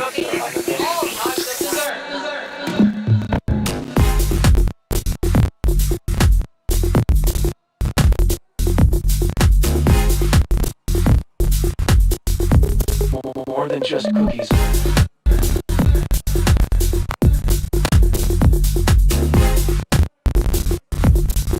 The lineup changing weekly.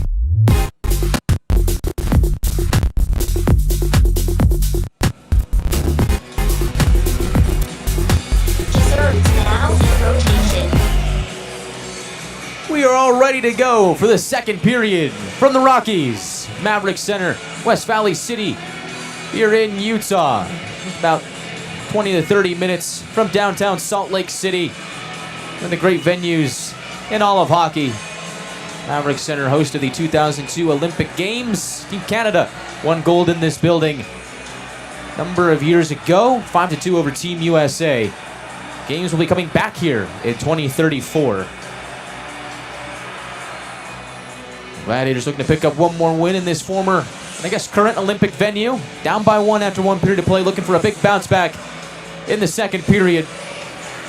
Atlanta been so good at scoring over their last few games. They've been monsters at scoring in the month of December so far. See if that trend continues here tonight. Grizzlies putting together a much better effort, probably their best effort of the weekend.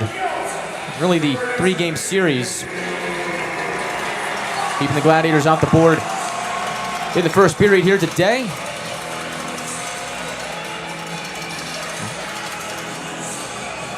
OT's back out for the second period. Gladiators wearing black, skating from right to left. Grizzlies wearing specialty jerseys from left to right. Alex Young will meet Griffin Ness at center circle for the opening draw of the second period. Young wins the faceoff. Nychuk will control. Second period underway. From the Beehive State, Nychuk on the left wing angles it off the end wall. Young paddles it around to the left wing. Gladiators trying to get a touch on it. At the line, Nychuk drives it back down the end wall. Right side shot, just wide of Kaskasuo. Momentum caroms out to center. Nychuk able to hunt it down. Feeds it to Mateer. Now Nolan takes it in at center circle. Back to Nychuk, skating down the middle. Drifting towards his right. Feeds it to Young in the far corner. He'll climb up the wall. Fresh off the bench is Conroy. Tries to keep the play alive, but puck escaped the zone. Gladiators are offside. 39 seconds into the second period. Well, it has been the season for scoring for the Gladiators. Gladiators have outscored their opponents 24-12. I think that 24-13 now after the first period in the month of December. And in 2 of those games in the month of December, they've scored 6 or more goals. The 5th against Jacksonville, 7-2 win, and then on Wednesday night here against Utah, 6-3 victory. Gladiators have scored 6 or more goals in 3 games this season, and all 3 of those instances have came within the last 7 games entering tonight. So Gladiators certainly can score at will. They're held off the board in the first period and only have 5 shots on goal to the Grizzlies 13. Face off in front of the Atlanta bench. Gladiators do control. Conroy bangs it off the end wall. Makes a hard thud.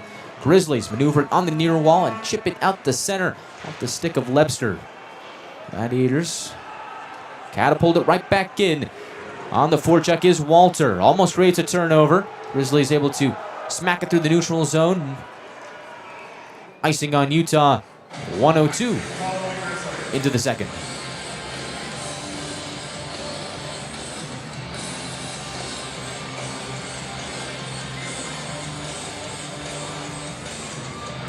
First line out there for Atlanta. Conroy and Les, the 2 blue liners.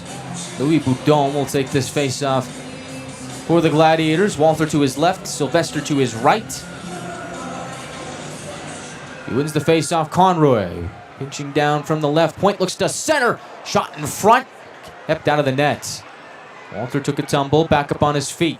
Stationed in front. Takes a shot. Rebound back to Walter. Turns it over. Grizzlies brush it to the near wing. Manning can't catch up to it. Walter takes it down the middle. From the right wing, Walter shoots. Save Kaskasuo. And the Grizzlies will send it out of play, and that should be delay a game. That was well into about the 8th or 9th row on the far side, and they will get Grizzlies for delay of game. Well, let's see. They're going to talk it over at the scorer's table. 3-man officiating crew led by Emil Sharon. He's been the referee, wearing number 43 for all 3 games in this weekend series. Linesmen are Andy Van Wagener and Andrew Collins. And they are going to get the Grizzlies for delay of game. Looks like Grattan will take the seat. And the Gladiators are off to the Eco-Electric power play for the first time tonight. We get a good look at Zach Fennell and the Jumbotron. Gladiators assistant coach. Got a good look at the replay here. And nope.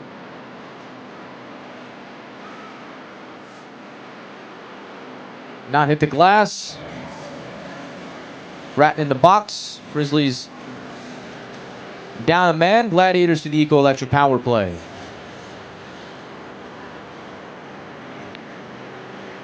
Penalty comes 1:31 into the second period. Atlanta will send out the second power play unit to start. Off the face-off victory from Cipolone. Francis can't escape the heat from the Grizzlies. They'll bang it down to Hyder. And Atlanta will start their breakout on the power play, but deep in their own territory. Conroy softly to Francis. Pushes to Burns on the left wing. Return feed intercepted by the Grizzlies. They'll punch it down again. Already 25 seconds shaved off this Atlanta power play. They did score late in yesterday's game off the stick of Isaac Walter. Went 1 for 3 on Friday night. They're shut down on their latest zone entry. Atlanta power play operating at 16.9%, 19th best in the ECHL. Utah penalty kill, 82.7%, 14th best in the ECHL. Nolan diving down the right wing, throws it across to Burns, takes in the pass and puts it up top. Francis continues to shuffle it over to Conroy. He'll take a shot, gets blocked. Ness gets the clear. 1 minute left on the Eco-Electric power play. First power play unit will come on. Nychuk, Boudon, Walter, Young, and Sylvester. The 5 for Atlanta. Boudon, Walter right down the middle, cuts towards the net, draws a penalty. Puck will go the length of the ice. Hyder to the bench for the extra attacker. So for the moment, it is a 6-on-4. With 33 seconds left on the power play. Young puts it on goal. Kaskasua the save. Grizzlies touch up. It'll be a 5-on-3 power play for the Gladiators with 26 seconds. Holding is the call, and it's going against Aiden Hansen-Bukata. It all happened because Walter, driving towards the net so strong, draws that penalty. 5-on-3 man advantage for the Gladiators, and a perfect chance to get their first of the night. Isaac Walter tried to deep between two defenders. Got wrapped up by the right arm of Hansen-Bukata.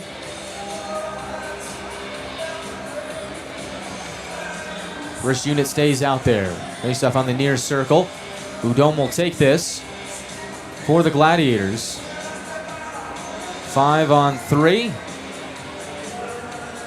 Boudon wins it. Nychuk controls from point to point. Finds Sylvester. Back to Nychuk. Sylvester again. Top of the right circle. Trades places with Nychuk. Back to Nychuk again. Down low. Pass across. Angles off the wall to Young. Tries to chip it to Sylvester. Ends up peeling back and driving deeper. From the half wall. Gets it to Sylvester. Right circle. Nychuk reels it in. He'll shoot. Glove save. Kaskasuo. And the first penalty expires. So now it is a 5-on-4 power play for Atlanta with Gratton out of the box. His delay of game sentence is over, and he will just join the Grizzlies' penalty kill.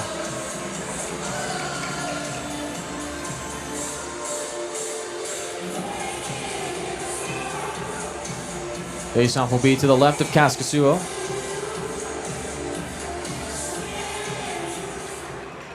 Gladiators win the faceoff. Sylvester to Boudon, looking to go to the inside. Puck loose. Can't get a shot away. Boudon knifes it to Walter. Centers for Young. Fans on the one-timer. Nychuk fires. Deflected wide. Grizzlies can't clear. Boudon pins up a man in the far corner. 1:15 left on the penalty to Hansen-Bukata. They'll chip it to the end wall. Young takes a check. Grizzlies clear. 4 minutes gone by in the second. Now it is Nychuk leading the charge.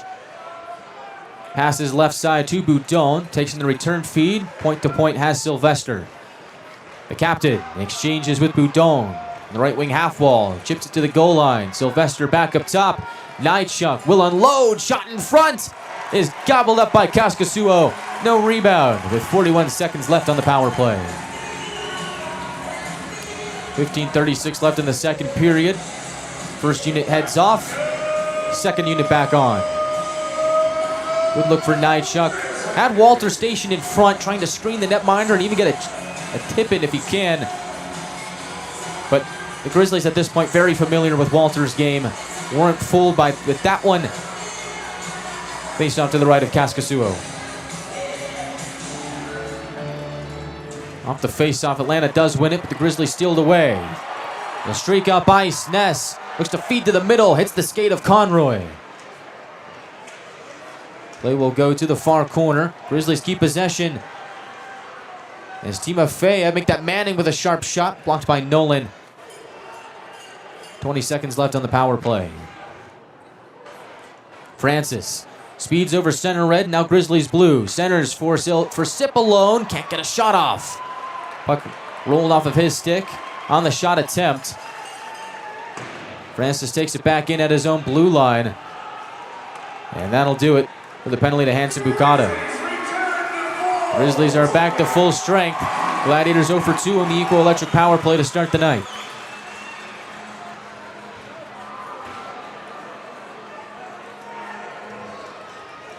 Grizzlies rip it down the near wall.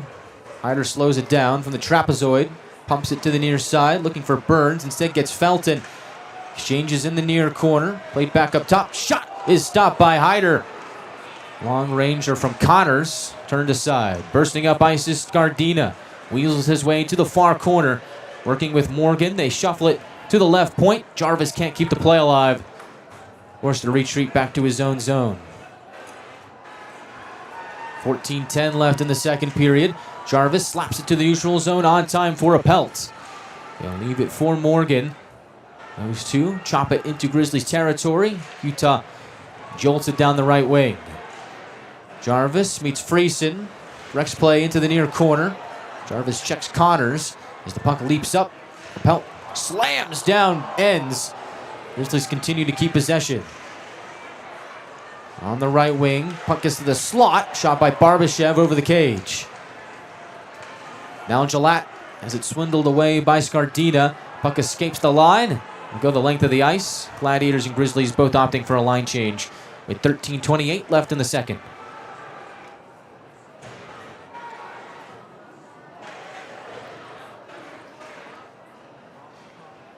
In on the right side is Timofeyev. Puck pinballs to the slot. Creeps over to the far corner. Walter tries to get a piece of it. Knocks it to Nychuk. Looking up the ice. Finds Boudon. They'll scamper over center red. Push it left side for Sylvester. Return feed to the Frenchman. Battling on his backhand. Chops it up to Sylvester. Shot goes wide of the cage. Walter has the rebound in the right corner.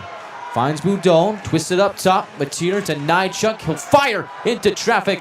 Glove save. Off the hand of Kaskasuo. Puck stays alive on the near side. Big check thrown. Sylvester. It's a good piece of Timofeyev. Working on the forecheck. Finds Boudon. He gets checked into the corner wall. And is somehow able to dig it free. Scraping it off the wall is Denemy. Reverses to the far side looking for Sylvester. Takes down a Grizzly in the far corner. Play getting physical here in the second period. Once again, they try and scrape the puck off the wall. Boudon wrapped up, poking and prodding. Sylvester probing. Just keeps riding along the yellow stripe along the boards. Now behind the play, Boudon getting into it with Ness. And gloves are dropped. Boudon's going to go. Boudon and Griffin Ness from the end boards. Both guys trying to get a good swipe in. Ness hauls down Boudon. Not much of a fight there, but good effort from Boudon. Not a whole lot of punching, just a lot of bear hugging and wrapping up. But the gloves were off. It technically is a fight.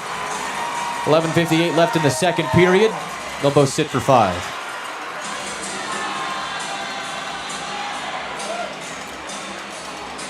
And that's an interesting fight. Two guys that you wouldn't really peg as fighters. Louis Boudon leading the Gladiators in points with 28 or 25 entering the day. 7 goals and 18 assists. And Griffin Ness, who has 13 points in 17 games. But lo and behold, they scrap it up. 5 for fighting to each. It is probably to the Gladiators' disadvantage. They lose one of their best scoring players really all-around players in Boudon for the next 5 minutes. Grizzlies lose Griffin Ness, but I feel like this loss for the Gladiators is more impactful than the Grizzlies losing Griffin Ness. As Boudon just trying his best to get a couple of swipes in, but neither guy really landing anything. 5 for fighting on either side.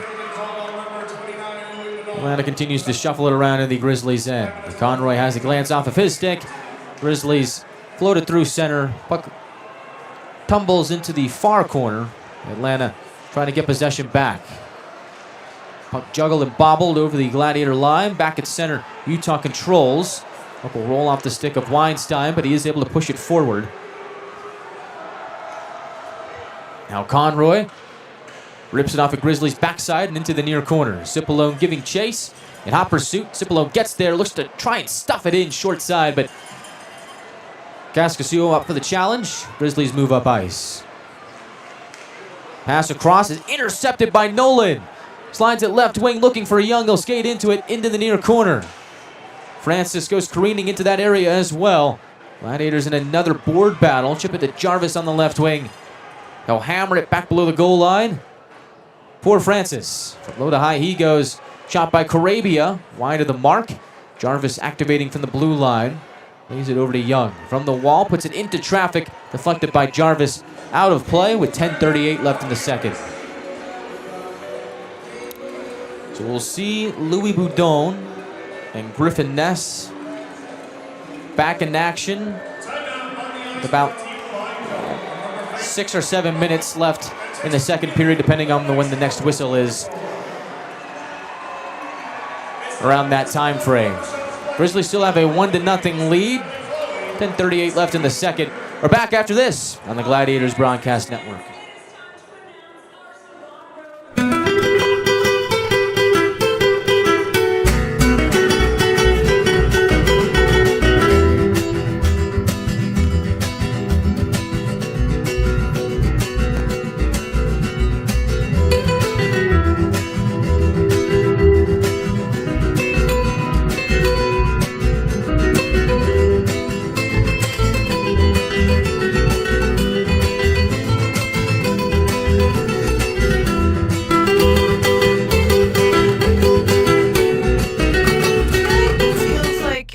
Trying to copy the $5 biggie bag. So how can you spot a knockoff? It won't taste like Wendy's. This job is easy. When the deal is as fresh as the meal, gotta be Wendy's. Gotta be fresh. Face off to the right of Cascasuo to resume live action. Approaching the midway point of the game, still a 1-0 lead for the Grizzlies, who here in the second period have yet to register a shot on goal. 6 for the Gladiators. Much better showing in the second period than the first for Atlanta. They've yet to find the back of the net so far. Riley Appelt will take this face off as Scardina gets tossed from the dot. Appelt wins it to Scardina, tries to tussle for it on the wall, but ends is stronger. They'll send it the length of the ice. No icing. Mizatier takes it to the end wall. Working against Cooper Gay, product of the Colorado Eagles. Gay gets taken down. Matier's going to get called for a penalty. And the Grizzlies head to the power play for the second time tonight.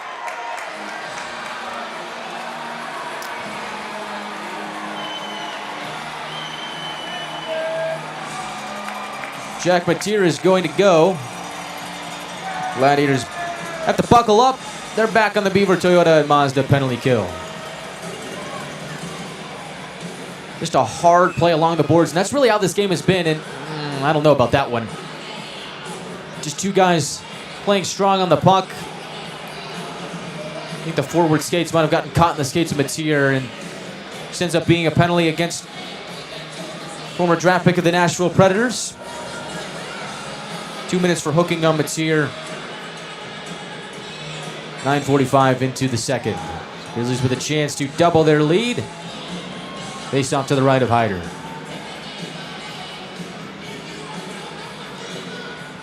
Atlanta wins the face-off. Brendan Lesp will float at the length of the ice. Puck hippity hops to Kaskasuo. And the Grizzlies are forced to start the power play from the deep end. We do have a whistle, and they're just going to take this one back.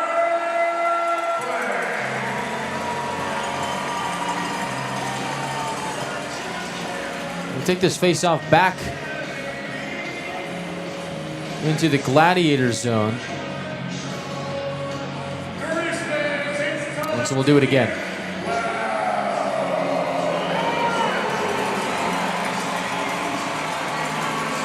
Cipollone will take it up against Friesen. I think that Manning. Grizzlies jerseys are kind of tough to spot. Shea on the right wing. Gets it to the corner. Grattan is there. Steers it up top. Hands Bukata cross ice to the left circle. Grizzlies fire. Save. Hyder. 18 seconds into the penalty kill.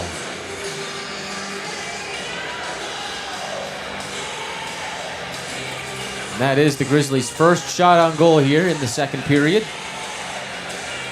That coming 10:03 into the middle frame. Long shot, glove save Hyder, can't corral the rebound. Shea falls down at the right point. Tries to push it down deeper. Brendan Less will take it up ice. Short-handed, Less fires. Kick save by the right toe of Kaskasuo.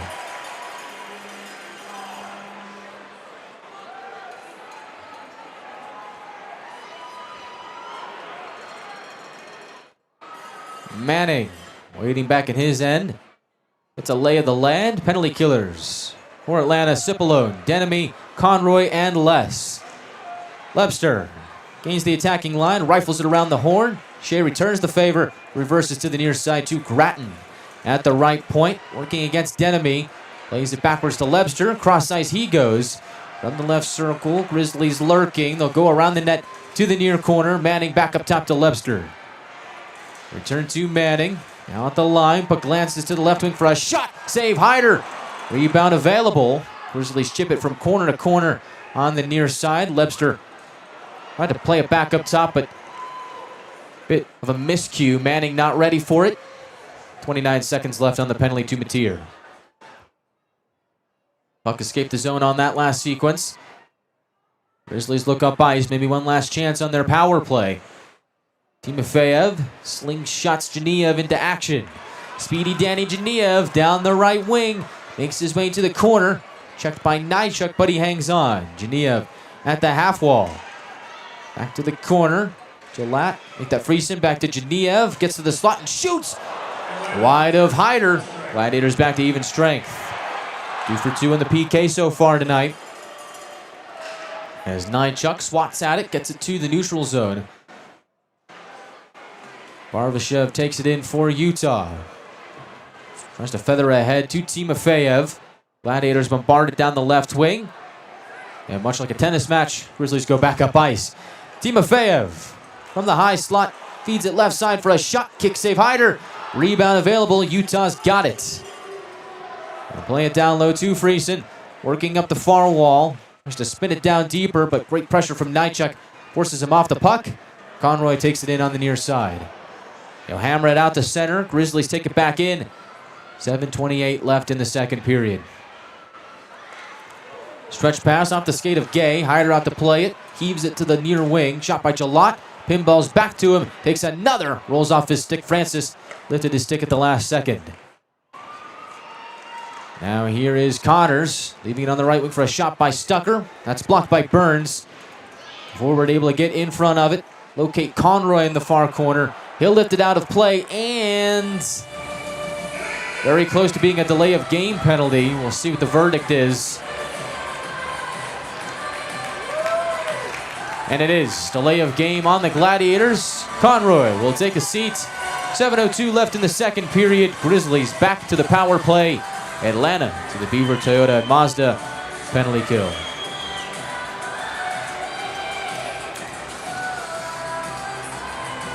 He'll share a seat with Louis Boudon. He's serving the tail end of his 5 minutes for fighting.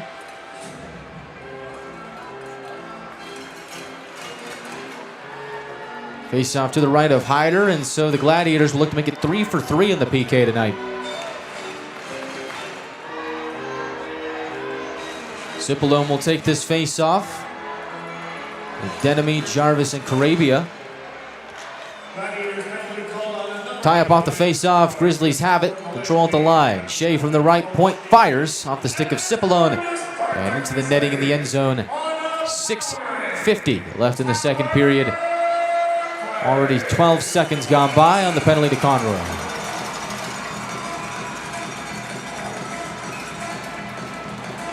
And Ness and Boudon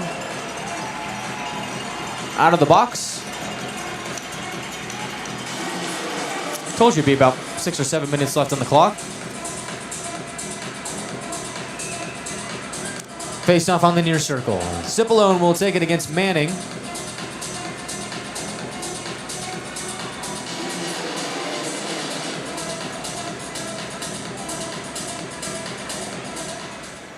Grizzlies win it. At the line, Hansi Bukata feeds it to his left. Shea shoots, save Hyder, rebound is swept away to the near wall by Cipollone. Gets it to the line, but not out. Hansi Bukata cross ice to Shea. Has Lebster up top. Cross ice, Hansi Bukata centers for a chance. Save made Hyder, and they score on the rebound. Neil Shea gets the power play goal. Grizzlies lead it 2-0.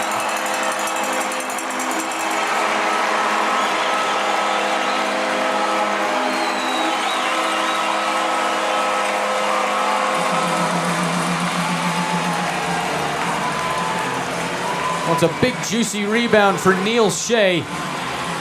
Pass to the inside, taken by Grattan. Hyder makes a great save there, but the blocker save sends the puck directly onto the stick of Neil Shea. And he's got a wide open cage and hits the back of it.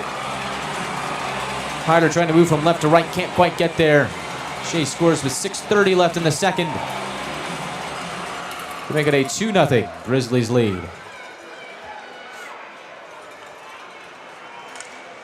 Nychuk feeds it left wing for Matier. They'll gain the attacking line on the left wing. Checked into the boards by Stucker. Power play goal comes from Neil Shea, from Grattan, and Hansen Bukata to make it a 2-0 Grizzlies lead. Shea gets his 4th power play goal of the year and his 6th of the campaign. Here's a chance for Geniev. About to go cross ice in the slot. Ends up ping-ponging to Hyder. And he's able to wrap it up with 5:54 left in the period.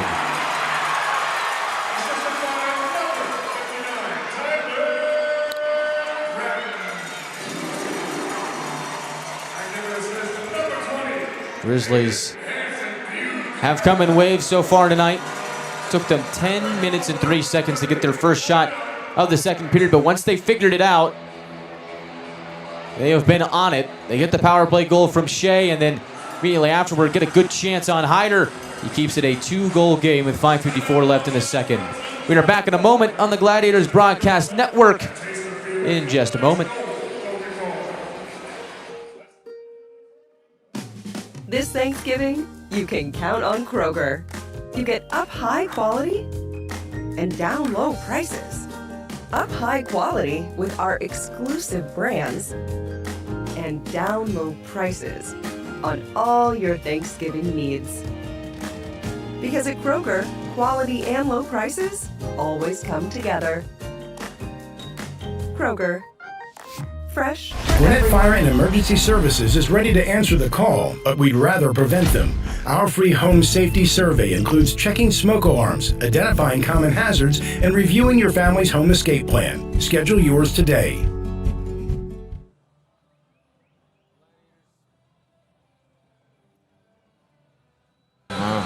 Gladiators down by 2. Grizzlies double their lead with the power play goal from Neil Shea. 5:54 left in the second period. Face up to the left of Ethan Hyder. Off that face-off, puck goes behind the Gladiators netminder. Brendan Less is there.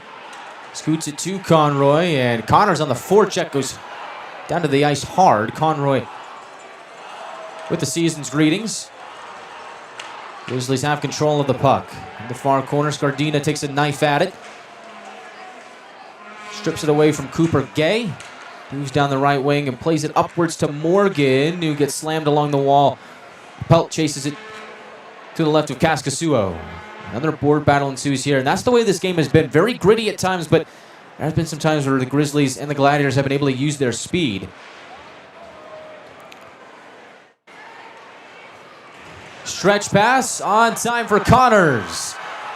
Arabia defends him well, forces him to the near wall. Gay skating after it, loses the race to Scardina. Gladiators able to jolt it to the neutral zone. Friesen lifts it back to the near corner. Jarvis will track it down. Felton divorced from the puck. Friesen handles, offside on Utah. 4:41 left in the second period. So we mentioned that 10:03 into the second period, the Grizzlies get their first shot. Well, now they're up to 22. Gladiators since then haven't had a shot of their own. And it's been a game of momentum swings. That's just a microcosm of it. Atlanta 7 shots in the second period, Utah 5.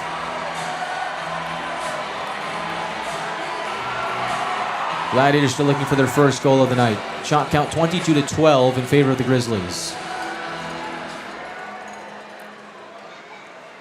Nychuk has it, leaves it for Francis. On the left wing, he'll shoot. High riser, wide of the mark, held in by Mateer at the right point. Tries to whack it to the slot, ends up going to a Grizzly. He'll jam it in on the left side. Gilat picks up his own dump in the near corner. Tries to trade it off to a teammate in the area. Leaks to Friesen, shots is blocked. Mateer clears the zone. They'll go the length of the ice. On goal to Kaskasuo. No icing. Gladiators get a change in. Third line comes on as the Grizzlies knock it into the near corner.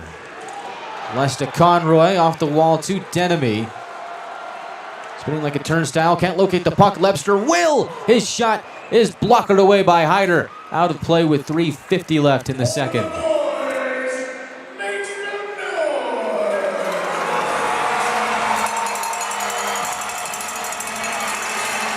Grizzlies fans getting loud in the building. Face off on the near circle. Cipolone will take this against Manning.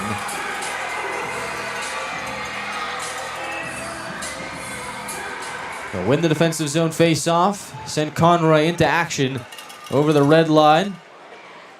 Rattles it off the end wall. Kaskasuo steers it to the right wing. Denemy on this forehand. Connects with Cipolone. Back to Denemy off his skate. Burns, center. Cipolone, backhand try. Backdoor, they can't slam it in. The net will come off. 3:28 to go in the period. That was probably Atlanta's best chance of the period. A couple of touch passes. Denemy to Cipolone. But they have still yet to solve. Casimir Kaskasuo.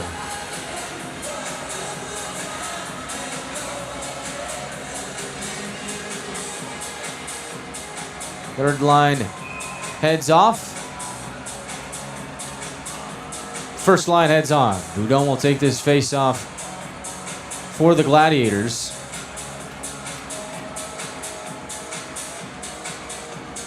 It feels like if there's any line that's going to get things going for the Gladiators scoring-wise, it's going to be this line. He's off the face-off. Boudon takes it to the end wall, tries to sneak one in from the goal line. Hits the side of the cage. Grattan plays it to the line. Conroy pinches him in deeper. Casts it to the end wall. Grizzlies' second clearing attempt goes off the wall and out to center. Lebster reels it in from the red line. We'll whip it to the end wall where Hyder will leave it for less. Houdon trying to go wing for wing. Missed the skate of Geniev, so he picks it back up. Chips it to the near corner. Walter hustling to it. Wants to outmuscle the Grizzlies there. Robbie Stucker ends up controlling. Gets divorced from the puck by Sylvester. Just slams him off of it. And now play continues to stay physical. Walter jostling in the near corner. Working for it in a board battle. Plays it up top. Jarvis simmers it down and shoots. It's blocked. Sprawling out was Timofeyev. Grizzlies will wire it through the neutral zone. No icing as Jarvis picks it up in his own ice. Clearing attempt. Geniev centering. Gladiators able to get a stick on it.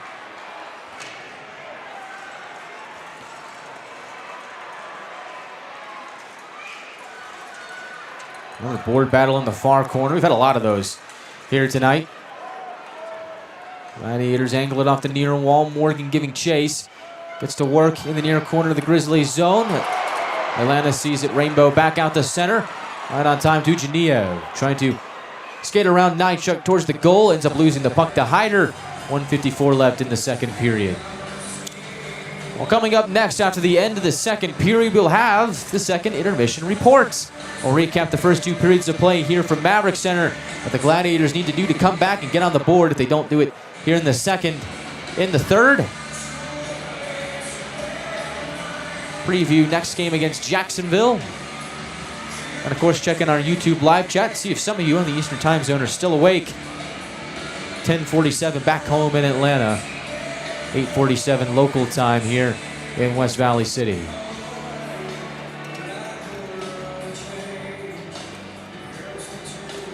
For the Grizzlies to hold the Gladiators to just 12 shots is kind of uncharacteristic. Grizzlies average 30.3 shots against a game. That's 17th best in the ECHL, but in this weak slate, they've done a good job of limiting the Gladiators' chances on net. Matier from the trapezoid is to sneak down the left wing. Leaves it to Appelt. Twisting there, loses it to Gay. Trying to drive towards the left wing. But creeps behind Hyder. Matier tries to throw a reverse hit. Doesn't end up working out all that well. Felton on the forecheck. Tries to spin it away from Appelt and does. Shot from the line. Hits a body. Goes to the near corner. Second opportunity. Goes in front. Hyder able to shrug it off. And now Appelt cross ice to Morgan. Over the red line. Looks to center. Off the stick of Scardina. Chases it to the end wall. Fourth line will go off for a change. On comes the second line.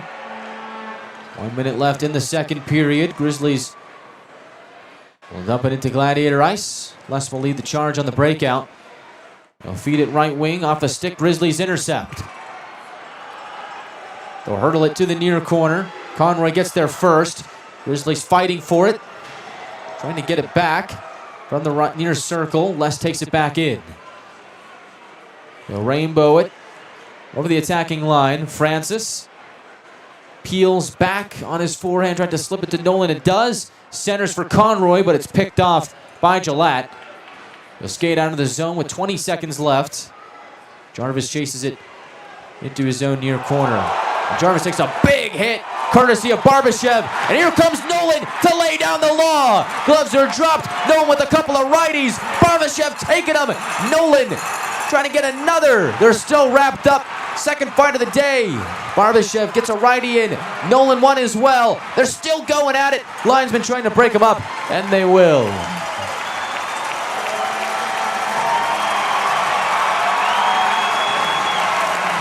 The Gladiators show some bite. Andrew Jarvis takes that check from Barbashev. Ryan Nolan says, not on my watch. Lays down the law. Lets them know who the sheriff in town is. Gives Barbashev a beating. With 11.9 seconds left in the second period, Nolan will just head off to the locker room. I think is 5 for fighting. We'll see if anything else is forthcoming.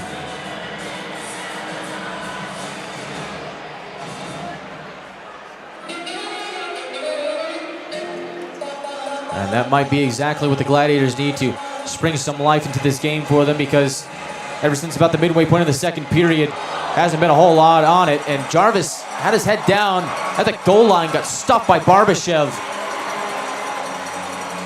And then Ryan Nolan comes flying in to make sure that, lets the Grizzlies know that Gladiators aren't going to take that.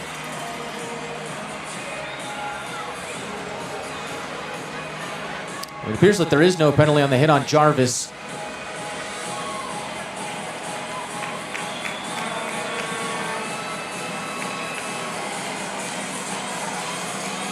We'll stay 5-on-5, and just one of those plays where Jarvis kind of just looking down at the puck, thinks he can skid out of the corner, and ends up getting a mouthful of Barbashev.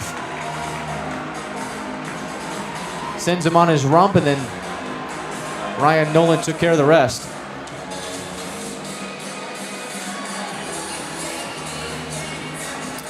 And it looks like Grizzlies are actually headed to the power play. So Ryan Nolan actually gets 2 minutes for instigating. And the Grizzlies are on the on the Beaver Toyota Mazda penalty kill.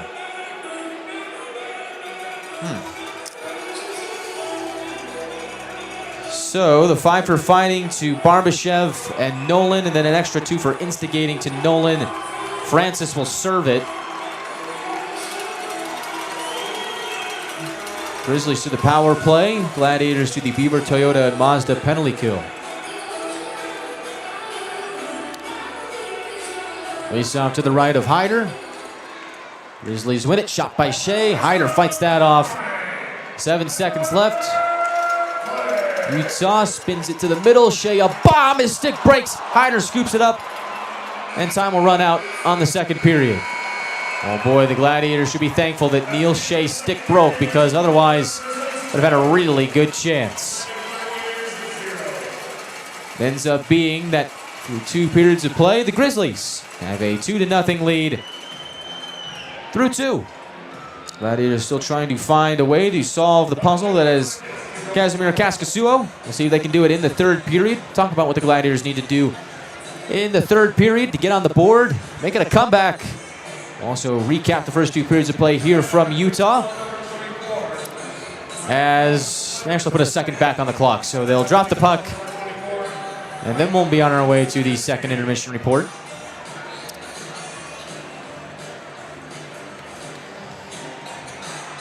It's all technical at this point. We'll drop it. Both teams will be on their way. And on the faceoff, they score! Are you kidding me? Unbelievable! Grizzlies win the faceoff. They put it in the back of the net. Was there time left? Reed Lebser took the shot. Will it count?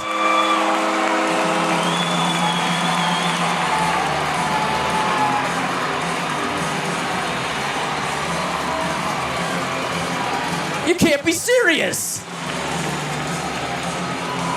1.1 on the clock. They drop the puck. They win the faceoff. The shot from Lebster. Was there enough time? I don't know. I don't know if you can score a goal with a second left. There's a murmur in the crowd. Everybody looking and waiting to see. Play is under review, obviously. Call on the ice as a goal for Reed Lebster.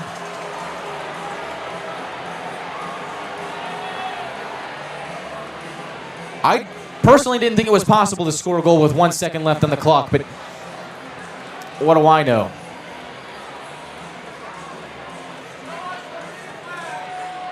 Fans want to see the replay. They're not going to get it per ECHL rules. You can't show the replay in-house during a review.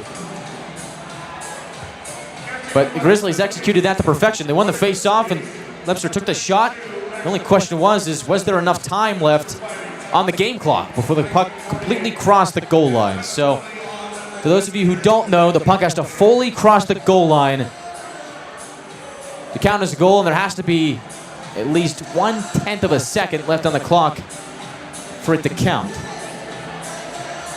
I don't know if we go by the 100th here, at least not from my angle.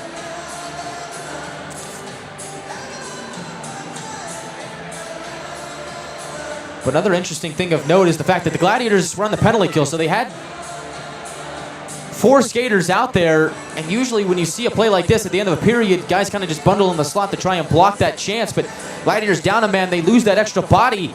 Puck is dropped, Grizzlies win the face-off, and then Lebster puts it towards the goal.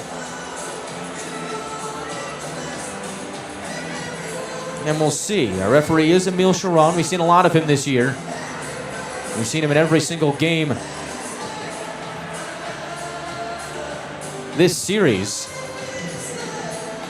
And there's a pretty lengthy discussion going on at the scores table. Chiron talking it over with one of our linesmen, number 49, Andrew Collins.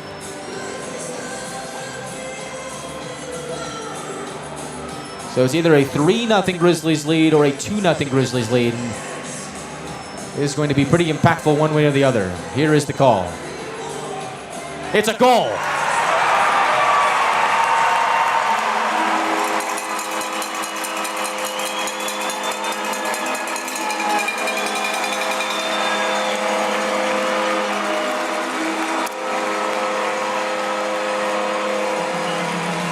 Well, I'd love to see how much time is left on the clock now. 0.3 of a second.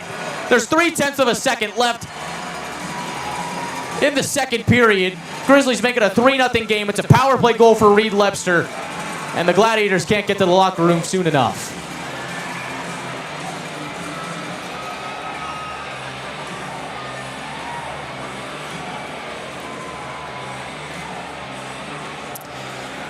Okay.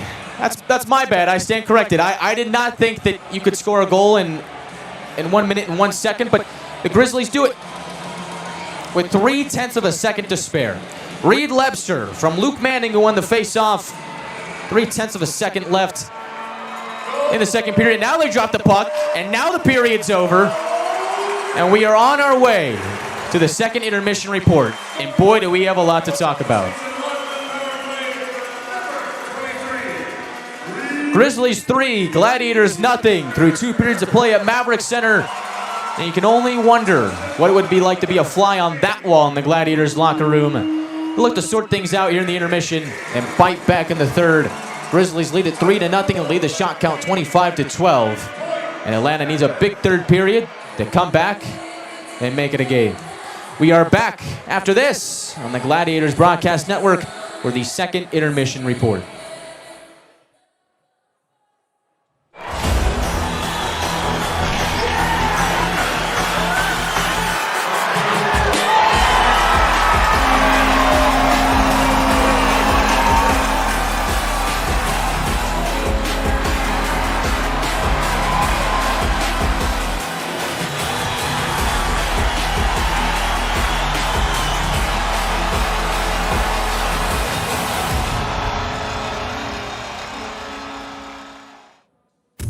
Feels like everyone's trying to copy the $5 biggie bag. So how can you spot a knockoff? It won't taste like Wendy's. This job is easy. When the deal is as fresh as the meal, gotta be Wendy's. Sometimes life's collisions leave us feeling off balance. But at 100% Chiropractic, we know how to get you back on track. We don't just straighten you out, we empower you. We educate you on how to get to the root cause and give you a play-by-play strategy on how to get you back to 100%. We even use lasers. Lasers! Our $49 first experience includes a complete set of comprehensive chiropractic x-rays, a fit 3D scan, and your first life-changing adjustment. Visit us and break the ice. Discover the power of chiropractic care at 100%.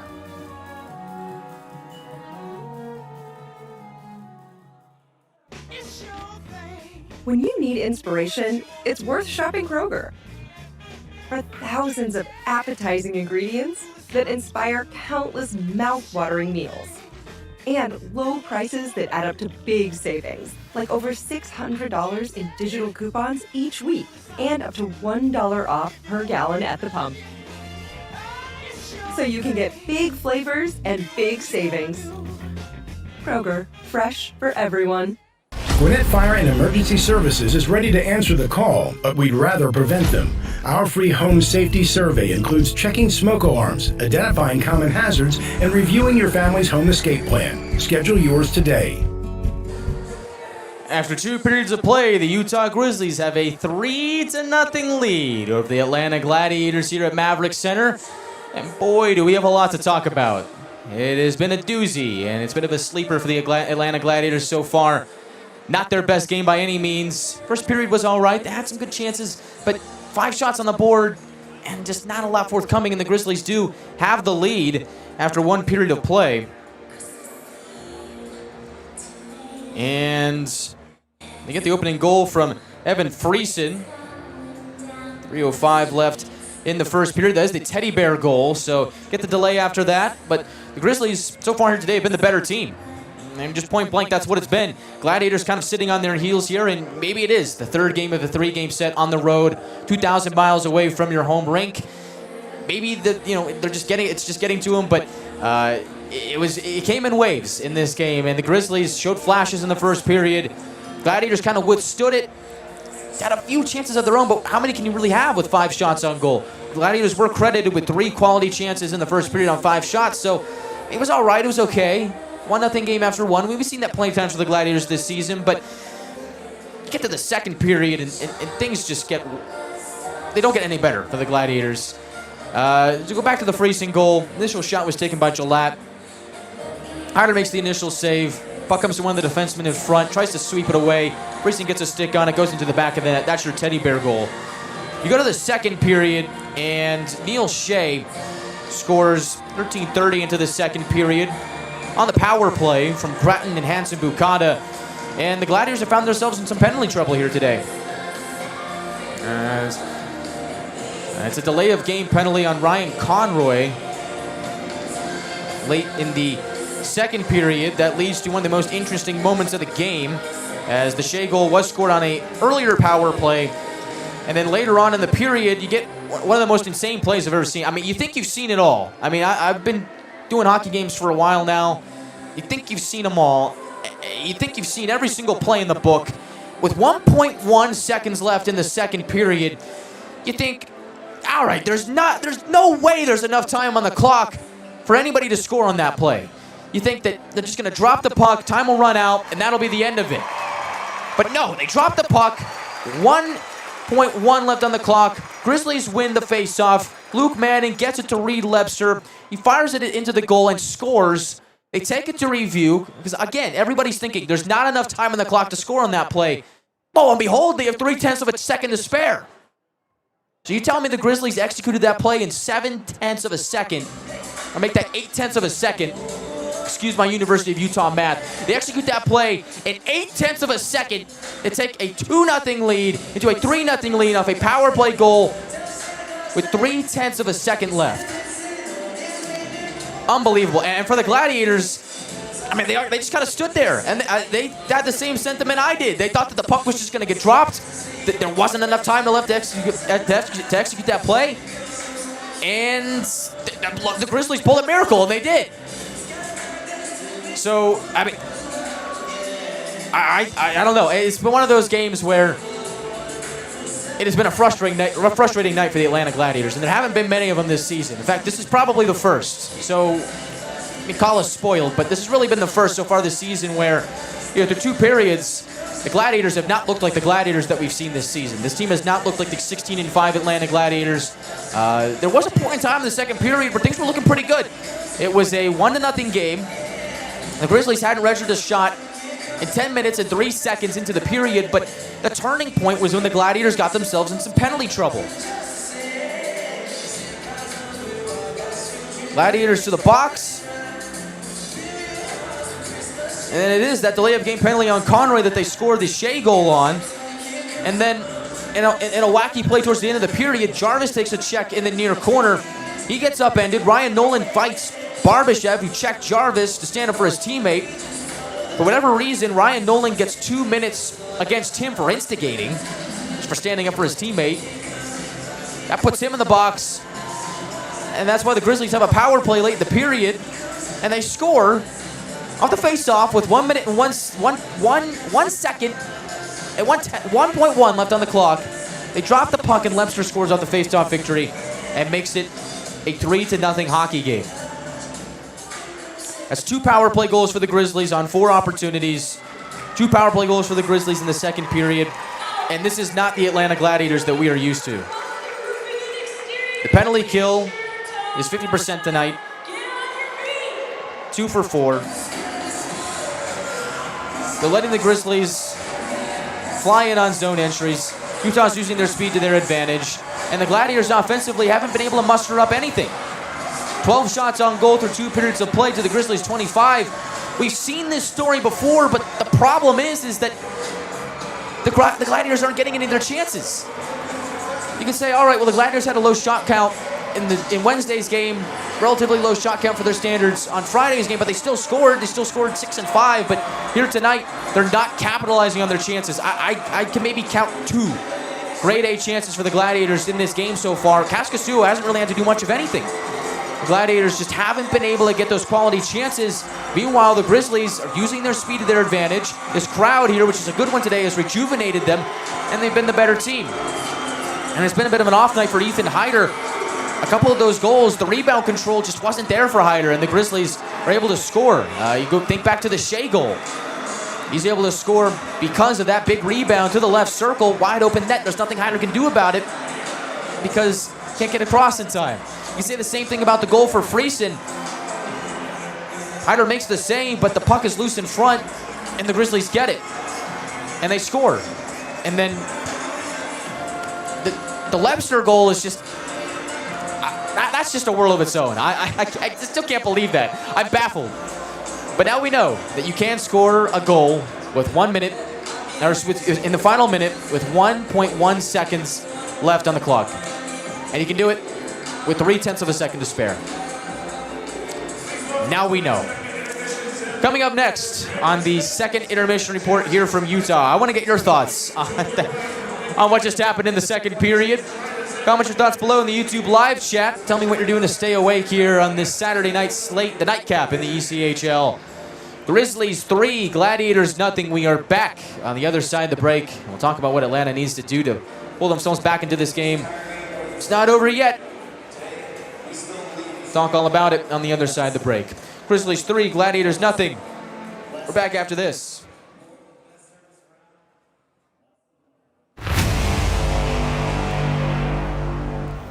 Tonight's game is brought to you by the ECHL, celebrating its 38th season of affordable family entertainment. The ECHL would like to thank everyone in attendance for your support of ECHL hockey.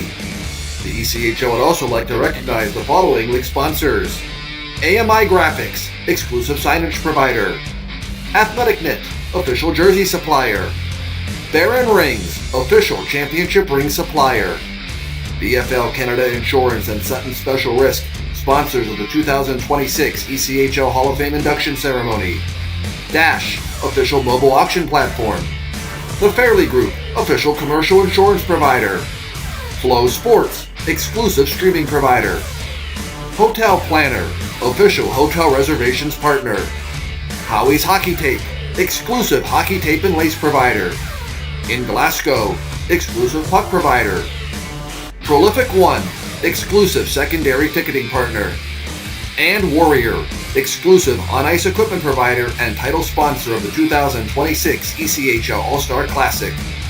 Catch all of the ECHL action live in high definition by logging on to flowhockey.tv.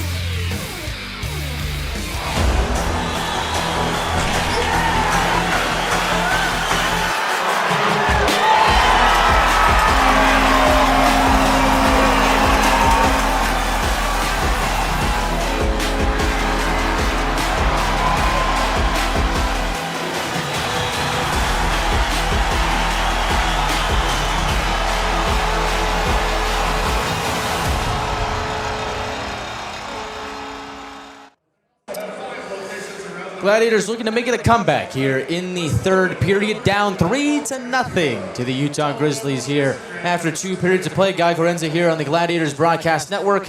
Still baffled. Reed Lebster scores in 0.7 of a second. 1.1 left on the clock. They drop the puck. Everybody thinks it's just technical. Clock's just going to run out. No way you can score in 1.1. Oh, yes, you can. You can do it with 0.3 of a second to spare. Officially shows up on the stat sheet. 9:59 into the second period. Lebster makes it from a 2-goal game to a 3-goal game, and so it's a taller mountain for the Gladiators to climb, but believe it or not, there are a few things that are working in their favor here today, and here is one of them.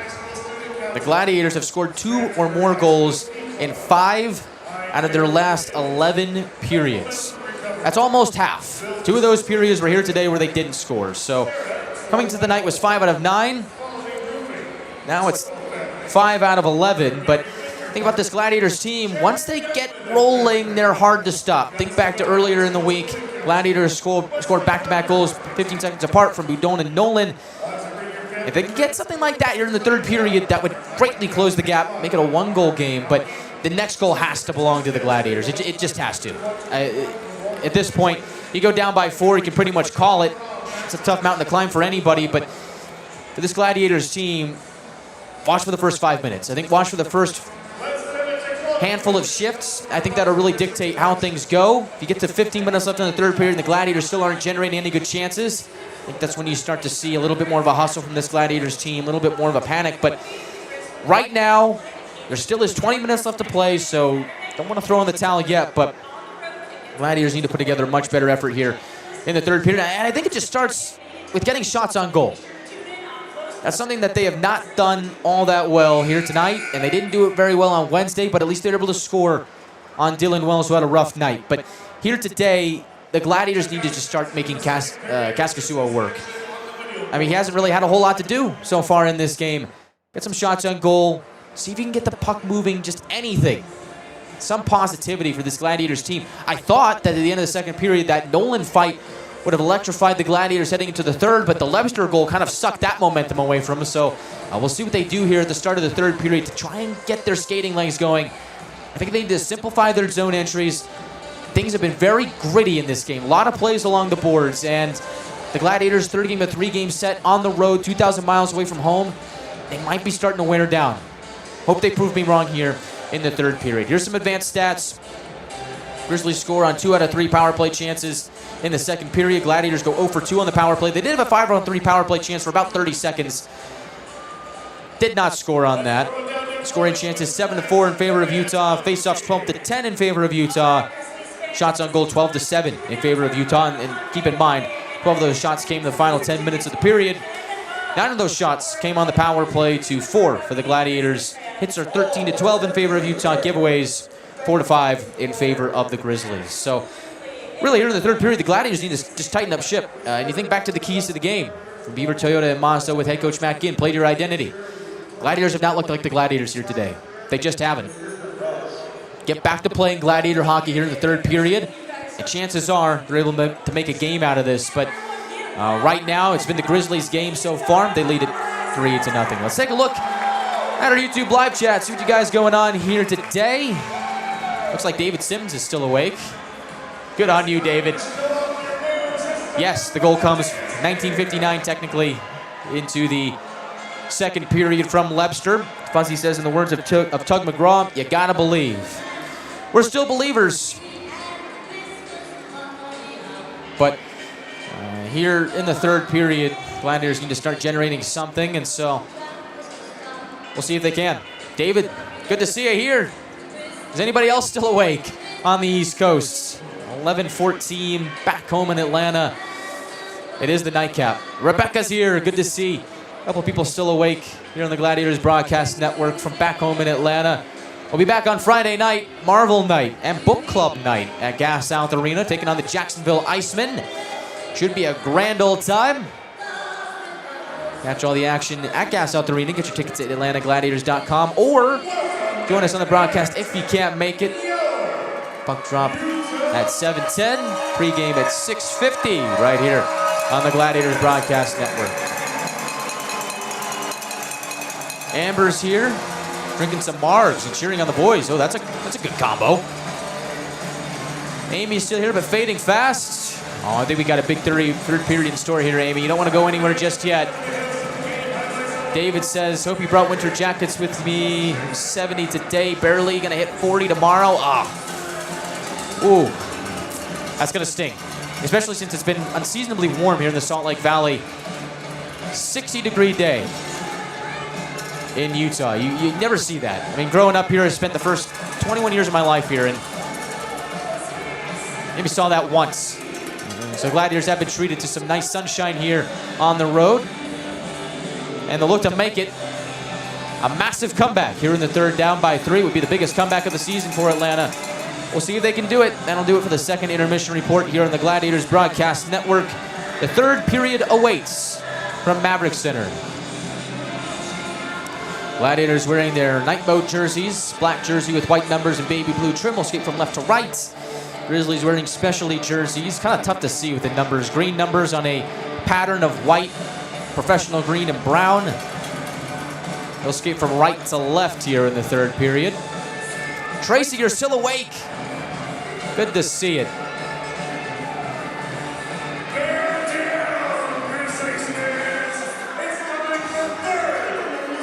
Here Third period action from Maverik Center. The Gladiators have a vintage moment in them. We're going to find out. So because the goal from Lepster, scored with 0.3 of a second left, is a power play goal, even strength for the Gladiators to start the third.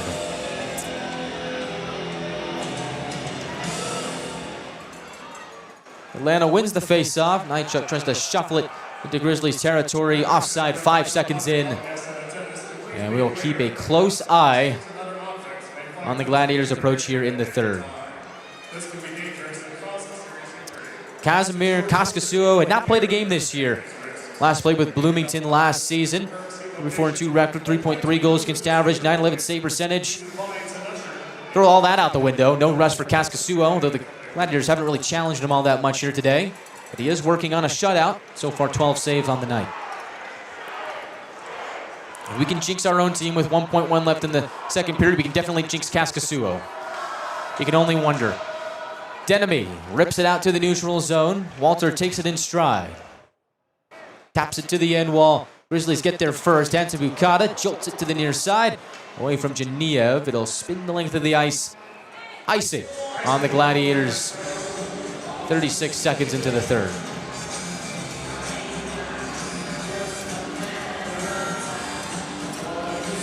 Faceoff will be to the right of Kaskasuo, who signed with Utah on Monday. And he does have a YouTube channel.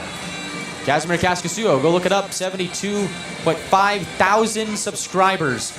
Actually announced his own signing. He went into great detail about how he wasn't going to sign in Europe. Got a call from the Grizzlies and caught a plane flight the next day. And there he was. Puck at center. Down to the goal line. Conroy chases it down. Moving towards his right. Chucks it upwards to Walter. Brushes it to the left wing for Sylvester. Cross to Boudon. Shot is gloved down by Kaskasuo. 1:04 into the third. Another interesting fact about Kazimir Kaskasuo. Finnish goaltender, actually played in one game with our proud affiliate, the Nashville Predators, back in the 2020-2021 season. Has 2 games of NHL experience. One with the Toronto Maple Leafs in 2019-20. And of course, the other one being with Nashville.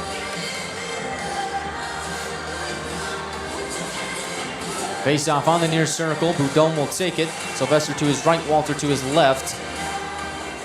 And off that face-off, Walter shoots off a stick and wide. Les keeps the play alive at the left point. Sauces it down low to Walter. He'll grind it out on the near corner. Steers it up top. Conroy dekes down the right wing wall. Back to Walter. High slot shot. Save. Kaskasuo. Rebound available behind the cage. Boudon has it. Pops out on the near side. Backhands it deeper to Sylvester. The captain on the forehand. Defended by Gansky. Taken to the wall. Keeps it to Walter. Swedish forward. Goals in 3 straight games. Gets it to the net front. Boudon is there. Can't jam it in. Kaskasuo pokes it away. Now Les at the line. Feeds it to Walter. Walter shoots. That's blocked by Manning. Rebound to Conroy on the left wing. Returns it to Walter at the point. He'll shoot from there looking for a tip-in. Goes off a skate and wide. Boudon grabs it in the near corner. Working against the wall is checked by Gansky. Sylvester trying to help out to keep puck possession. Cipollone fresh off the bench. Plays it to the line to Les. From the right point, Les fires. Wide of the goal mouth. Puck will escape the zone. Grizzlies get a change.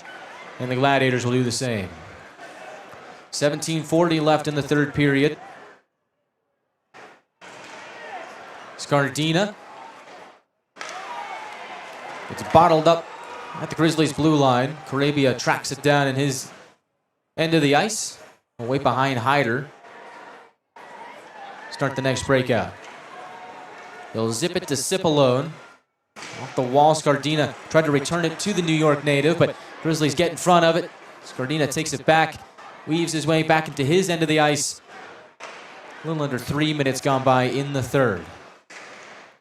Carabia chips it to the right wing. Burns will give chase. Grizzlies get in front of it. Here is Connors. Deshay on the left wing with a goal today. Streaking in front. Could not connect with Manning in front. Now it's the Gladiators' turn. Up ice, they center. Morgan can't get a shot away. Chases it to the near corner. Hits the deck courtesy of Gay. And the Grizzlies will skate it free.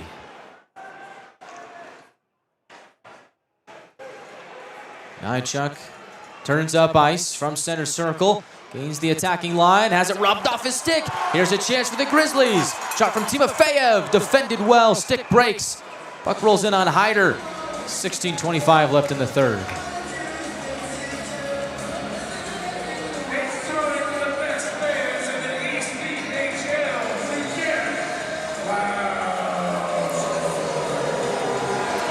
Face off on the far circle.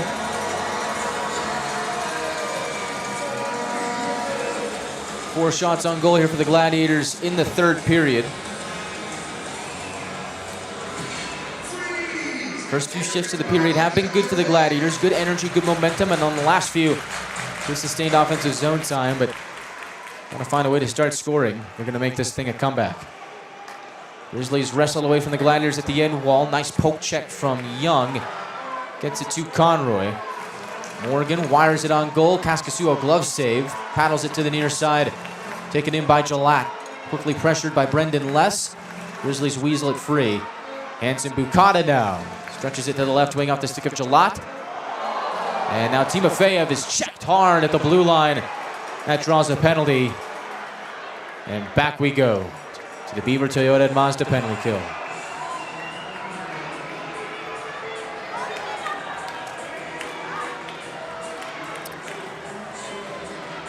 Houdon trying to argue it. It looks like Alex Young is going to go for the hit on Timofeyev. And the Gladiators going to need a very successful Beaver Toyota Mazda penalty kill here to keep this just a 3-goal game.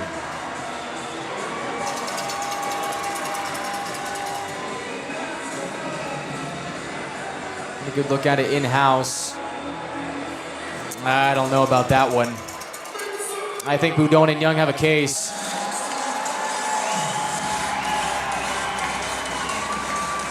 Roughing the call. Grizzlies on the power play. Number 13, Alex Young, 2 minutes for roughing. Time for the penalty, 4:06, and that's Grizzlies with their 5th power play chance of the day. 2 for 4 to this point. Manning has Lebster on the right wing. Pass broken up by Nychuk, swindles it away, looks up ice. He does have a shorthanded goal this year. Nychuk on the left wing, centers for Cipolone. That gets broken up by the Grizzlies on the back check. Good play by Shea.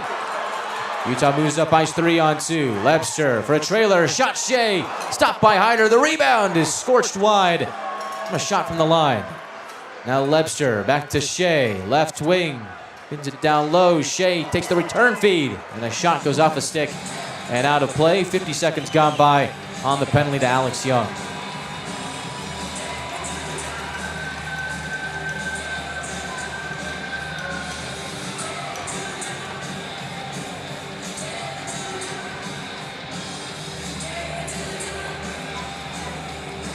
Face off on the near circle. Scardina will take this. It's Devin Friesen. Quartet on the PK for Atlanta. Scardina, Jarvis, Carabia, and Burns.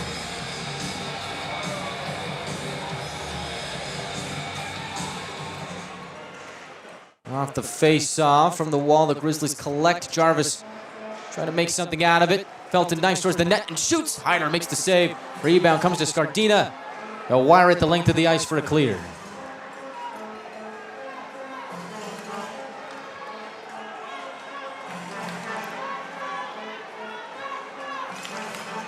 Grizzlies at center ice, sneaking down the right wing. Friesen across to Timofeyev. Puts it in front, kick save Hyder, Ness on the doorstep. Can't slam it in, and Atlanta is able to clear.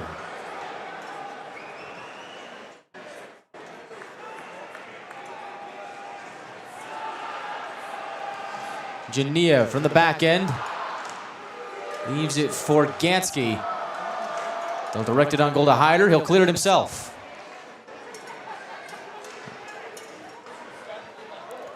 13 seconds left on the penalty to Alex Young. at center. Puck glances off the stick of Gay. Rides up the left wing, cuts to the inside. Bulldozes Cipollone, feeds it to the right wing. Grizzlies trying to fight to the net, but Atlanta able to strip it free. Les off the wall, has a Young just barely onside. Glances off his stick and goes in deep. Now it's Genev. Gladiators are back to even strength. On the right wing, looks to center, intercepted by Walter. Tries to muscle out of his own zone, but the Grizzlies mob him. They sauce it down deeper. Mateer peels it off the end wall. Cipollone between the legs pass, brings Francis into action. Francis on the left wing, cuts to the corner. Gets pinned up by Hansen Bukata, but the puck is shaken down. Nychuk returns it to Francis, who's still getting pinned up in the corner from Hansen Bukata. Grizzlies clear the zone. Mateer takes a whack at it. Grizzlies do as well. And the Grizzlies will navigate it down to Hyder, who backhands it to Mateer on the near half wall. Francis is there, trying to escape some more heat. Spent much of this shift pinned up against the boards. Peter Morgan digging at it as well. Couple of swipes. Muscles to the blue line. Grizzlies keep it alive. They'll stash it around the trapezoid to the far corner. Nychuk turns it over. Friesen from low to high. Turns it over to Sylvester. Captain able to tap it out to the neutral zone. 12:33 left in the third period.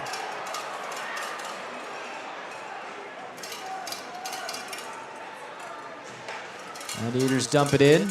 Morgan, right wing shot, save, rebound, and a penalty is robbed by Kaskasuo.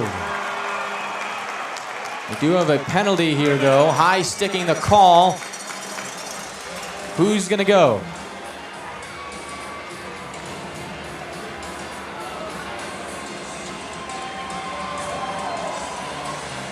High sticking on the Gladiators.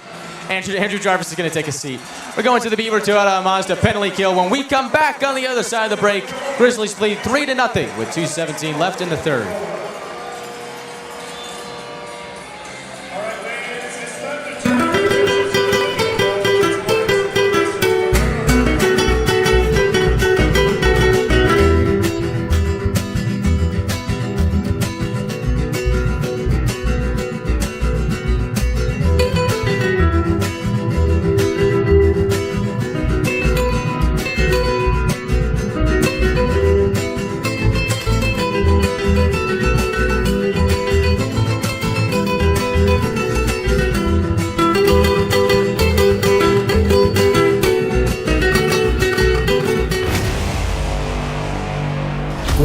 Emergency Services is ready to answer the call, but we'd rather prevent them.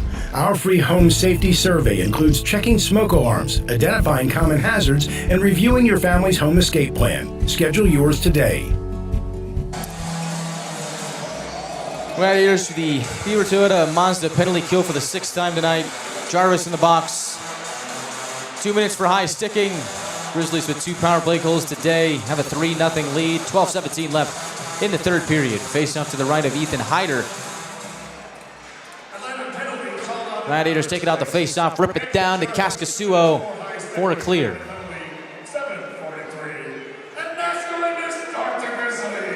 Hansen Bukata over the red line. Now Gladiator Blue from the left wing fires, save Hyder. He'll have the rebound covered up 19 seconds into the PK.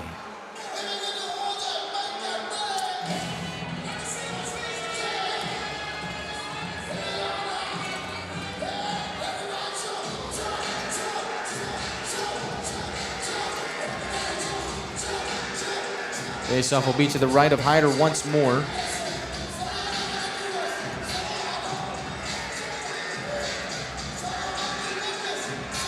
.11:58 left in the third.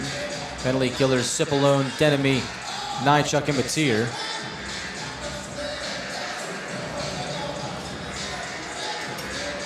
As in-house, we get a good look at the high stick from Jarvis. Yeah. It is a penalty.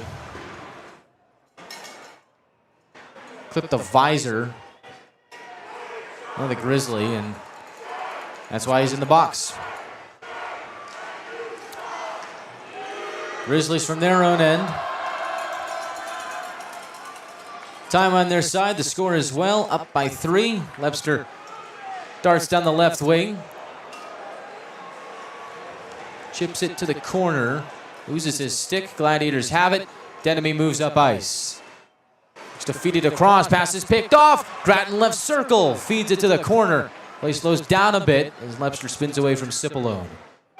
He'll push it corner to corner. Now at the line, taken in by Stucker. Cross ice to Grattan on the left wing. Back to Stucker, high slot, doesn't shoot, feeds it right circle. Grizzlies playing to the goal line. Pass from low to high, Stucker at the line. Feeds it right circle for a one-timer, Hyder the save. The rebound is backhanded in by Manning. And that'll make it a 4-0 hockey game. Grizzlies with another power play goal.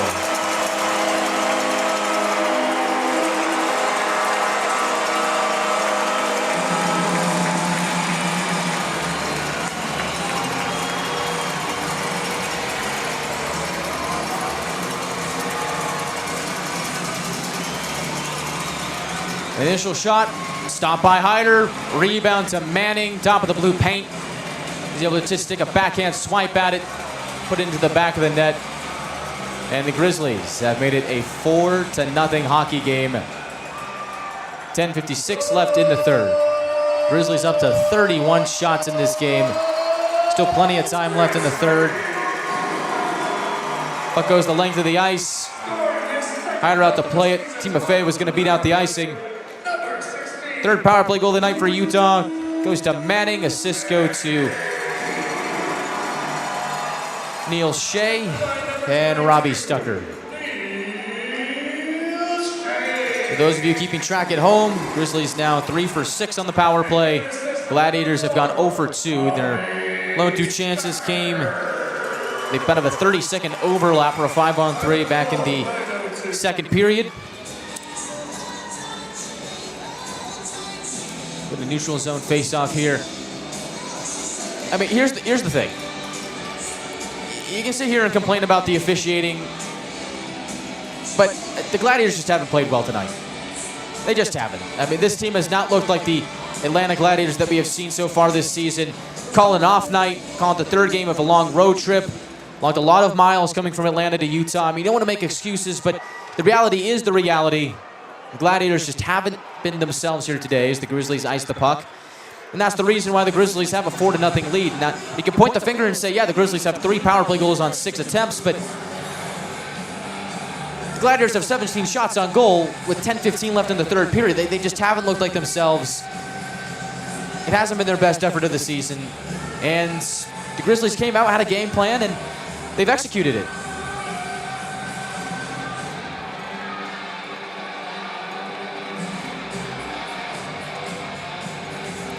Face off to the left of Kaskasuo. Off the icing, Jarvis puts it towards the net. Save Kaskasuo to the goal line. And he gets a piece of it and keeps it out. And it's been that kind of night for the Atlanta Gladiators.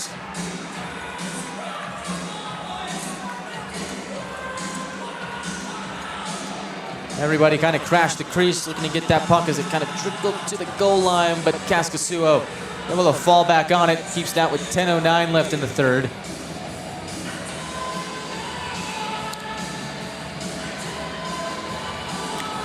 Face off on the near circle, Scardina will take this against Gay. Gay wins it, Morgan gets in front of the clearing attempt from the near corner. Bodies converge there. Out of the hullabaloo comes Ends. And now the Grizzlies will just prod it to the Gladiator blue line. They'll swat it to Morgan over the red line. We'll spring into action on the left wing. Morgan centers for a pelt. Shot goes wide. And now Gay takes it in center ice. Slips it to the near corner for Connors. Nychuk gets in front of him. Gladiators with the puck. 9:30 to go.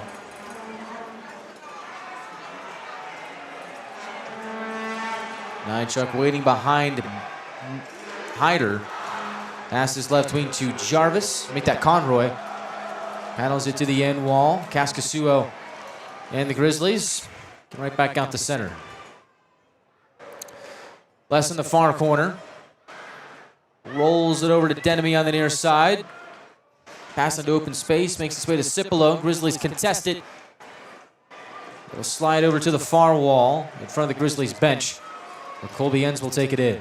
Go cross ice to Weinstein in the neutral zone. Friesen working against the wall, tries to get around Brendan Less. Good defensive play by the former member of the Adirondack Thunder. Shakes him off the puck, and let's just take it down behind the play by Friesen. Well, he's been physical all night long, and now they're just going to let him go. Denemy in the near corner. Has the puck. 25 to go in the third.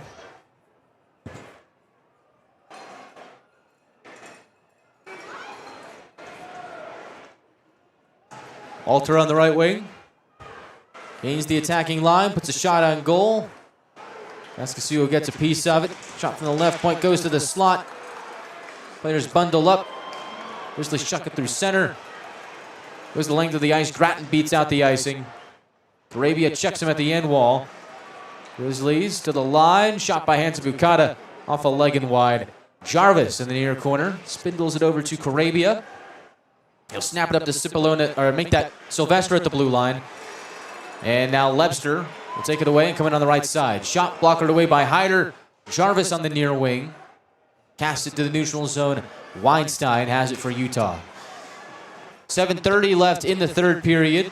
Weinstein on the left wing. Sends the puck barreling from corner to corner. Timofeyev from the right side takes a shot. Hyder backs it away. Weinstein takes a bid off a leg and wide. Now on the near side, Nolan grasps it. Rips it to the neutral zone. Young trying to grind his way into Grizzlies territory. Gets pinned up by Weinstein. Decked well behind the play. And Bukata takes it at the red line. Steers it down to Hyder in the trapezoid. Nolan on the right wing. Pumps it across. In the far corner, Young goes careening to the wall with Shea. They'll spar for the puck there. Francis helping out. They'll try and scrape it off the wall. We've seen this a lot of times here in this game. Right up the wall to the half wall. Now it's finally kicked free. Grizzlies have it.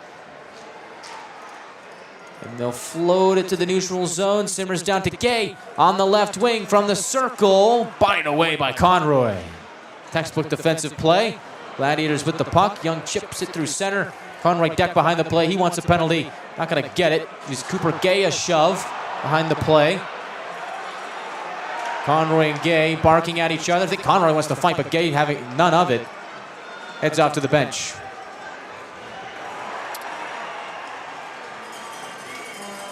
Morgan on the right wing. Rainbows it to center circle. Plops down in front of Stucker. He will control. Move it wing to wing. Weinstein. Springs it to the neutral zone. A little bit more off the stick. It goes to Jarvis behind Hyder. Batir on the right wing. Finds Morgan up ice. Over his own blue line. Feeds Scardina. Has some speed. Toe drag to the inside. Backhand shot goes wide. A Pelt second opportunity hits the side of the cage. Grizzlies will clear. 5:23 left in the third. Grizzlies fans are headed to the exits, and this time it's not like what we saw on Wednesday or Friday. Their team is up by 4, but I guess they're just trying to get out of the building early, beat some traffic. Puck loose behind Hyder. Grizzlies trying to stuff it in. Atlanta turns the puck over on the right wing. Shot from there. Blocked by Cipolone. Has a beat on the left wing. Drops it off. Denemy shoots wide of Kaskisuo. Now Nychuk back to Cipolo. Pass to the slot off of the fender. And now Geniev takes it in at center circle. From the right wing, Geniev shoots. Blocker save Hyder. Denemy on the near wall. Goes cross ice to Nychuk. Finds Burns over the attacking line. Looks to center to Nychuk. Goes away from the defenseman. Trying to get it back on the near wall. Grizzlies are able to float it out through center and a little bit more. Burns beats out Ness to the puck. Gladiators control 4:17 left in the third. At this point, they're just trying to break the shutout bid. The pass is almost picked off by Geniev. Udon able to pull it in. Finds Walter on the right wing. From the circle, gets to the goal line. Walter tripped up. That draws a penalty. Grizzlies touch up. 4:01 left in the third period. When we come back to Maverik Center, Grizzlies will look to break the shutout bid for Casimiro Kaskisuo on the Eco-Electric power play. We're back after this.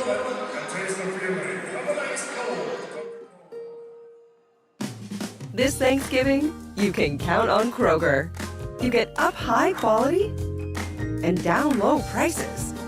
Up high quality with our exclusive brands and down low prices on all your Thanksgiving needs. Because at Kroger, quality and low prices always come together. Kroger, fresh for everyone.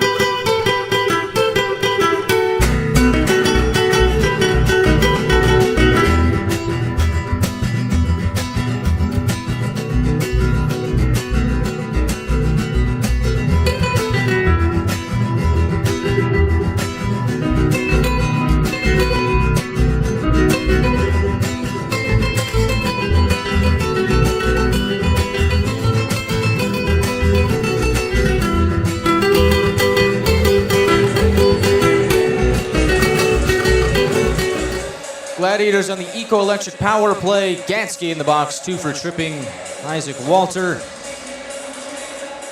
And off the face-off, Utah has it. Short-handed, they plug it to the left wing. Lebster will skate into it.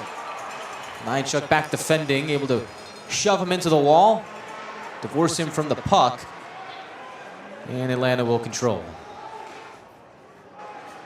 The Gladiators have been shut out once this season. Mitch Gibson stopped 33 shots back at South Carolina midway through the month of November. It was a 1-0 shutout win for the Stingrays.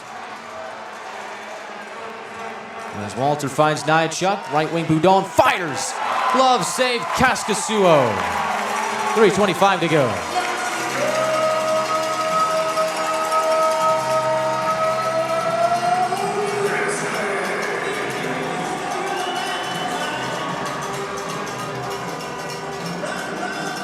Good chance to Boudon. Inside part on the right circle. One-timer snagged by Kaskisuo. Manning will take this face off. Make that. No, it is Manning will take this face off against Young.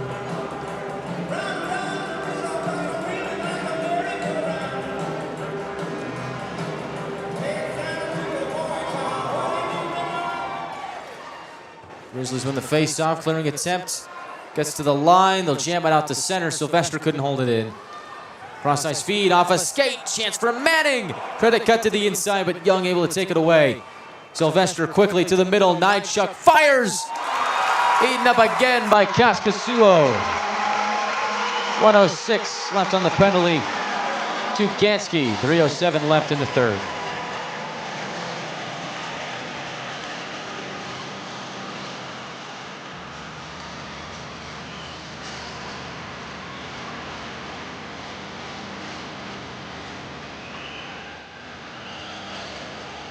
Face-off on the far circle to the right of Kaskisuo.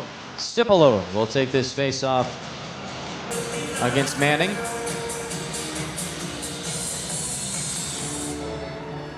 Grizzlies win that face-off. They'll bombard the puck to the line, held in by Nolan. Locates Burns at the half wall. Back of the line, Nolan to Burns again. From the corner, up top to Conroy. Finds Nolan at the right point. Back to Conroy. Left side, one-timer. Francis fires it wide. Nolan scoots it around the boards. Back to Francis. Between the legs passes. Picked off by Gillette. Gains the red line. And we'll just dump it down. 30 seconds left on the power play. Francis streaking on in. Has it poked away by Friesen. Grizzlies clear again.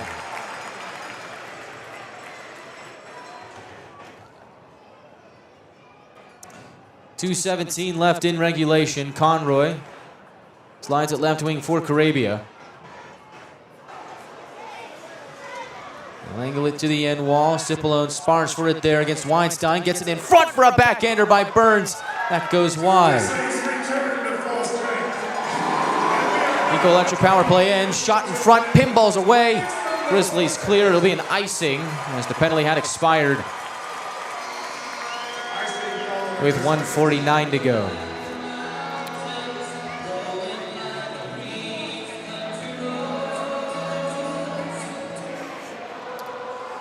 Shots on goal, 34-19 in favor of the Grizzlies.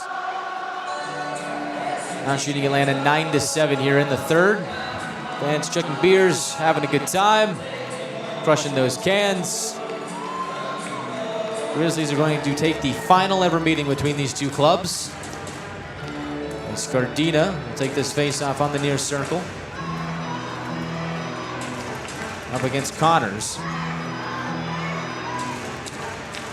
And on that draw, Grizzlies pump it away. Jarvis can't keep it in on the glove hand attempt at the blue line. Pass across, intercepted by Shea. Bangs it off the end wall. Jarvis back on it on the far wall. Morgan over the red line, puts it on goal, save Kaskasuo, reels in the rebound, 1:27 to go.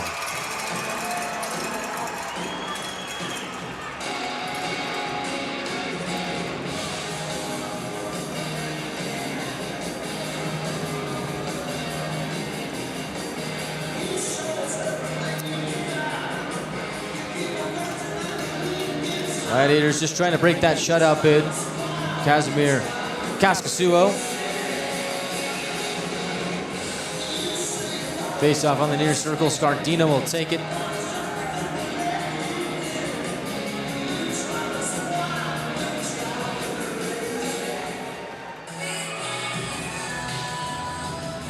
False start on the draw. Morgan will step in. Scardina booted out. Manning the opposition. Gladiators win it. Matira's shot. Blocked in front.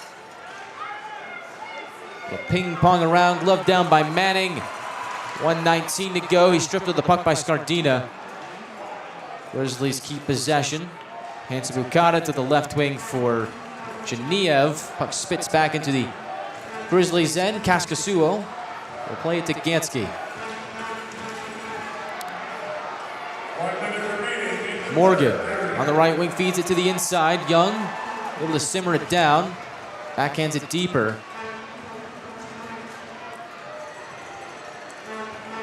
They'll work for it in the corner. Grizzlies come away.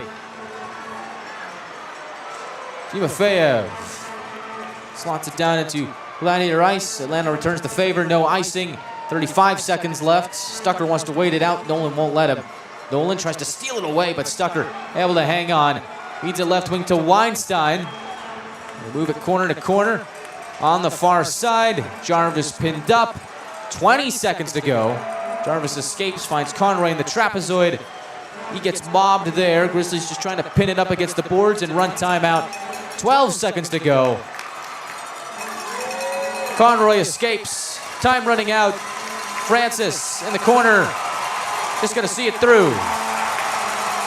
It's a 20-save shutout for Casimir Kaskasuo. And the Grizzlies win this one 4-0 in the final ever meeting between the Grizzlies and the Gladiators.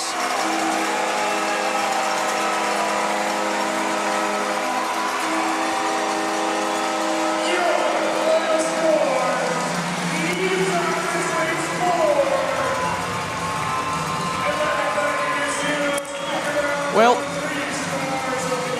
as Meatloaf once said, 2 out of 3 ain't bad.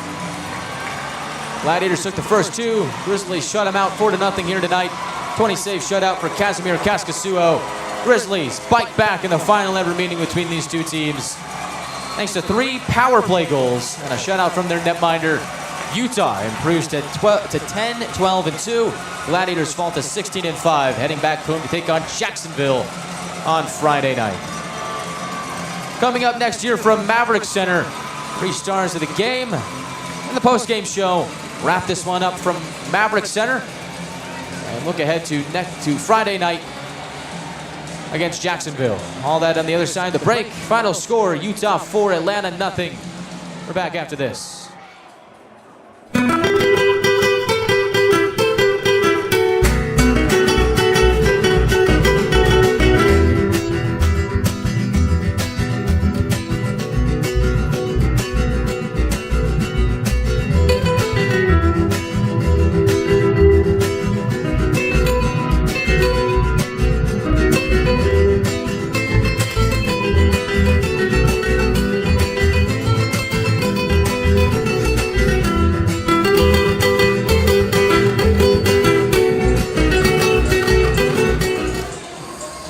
final from Maverik Center. The Grizzlies get the last laugh of the final ever meeting between these two clubs. Atlanta does take the season series 4-1, but it is a 20-save shutout for Casimir Kaskasuo.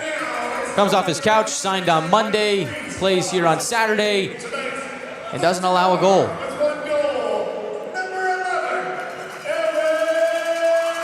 3 stars here tonight. Evan Friesen is your 3rd star of the game. Friesen ends the night with 1 goal. It was the first goal of the night, ends up being the game winner. It was the teddy bear toss goal as well. 2nd star of the night for Utah, Luke Manning. 1 goal and 1 assist for Manning. Both of those points coming on the power play. And the 1st star of the night, none other than Casimir Kaskasuo. 20-save shutout for Utah. Hands the Gladiators their 2nd shutout of the season. First one came at the hands of Mitch Gibson. 2nd comes from Casimir Kaskasuo. Here's how it all broke down. Gladiators just didn't look like the Gladiators here today. Had some okay looks in the first period. Bit of a choppy start. Grizzlies using their speed to their advantage. Woke up towards the end of the period.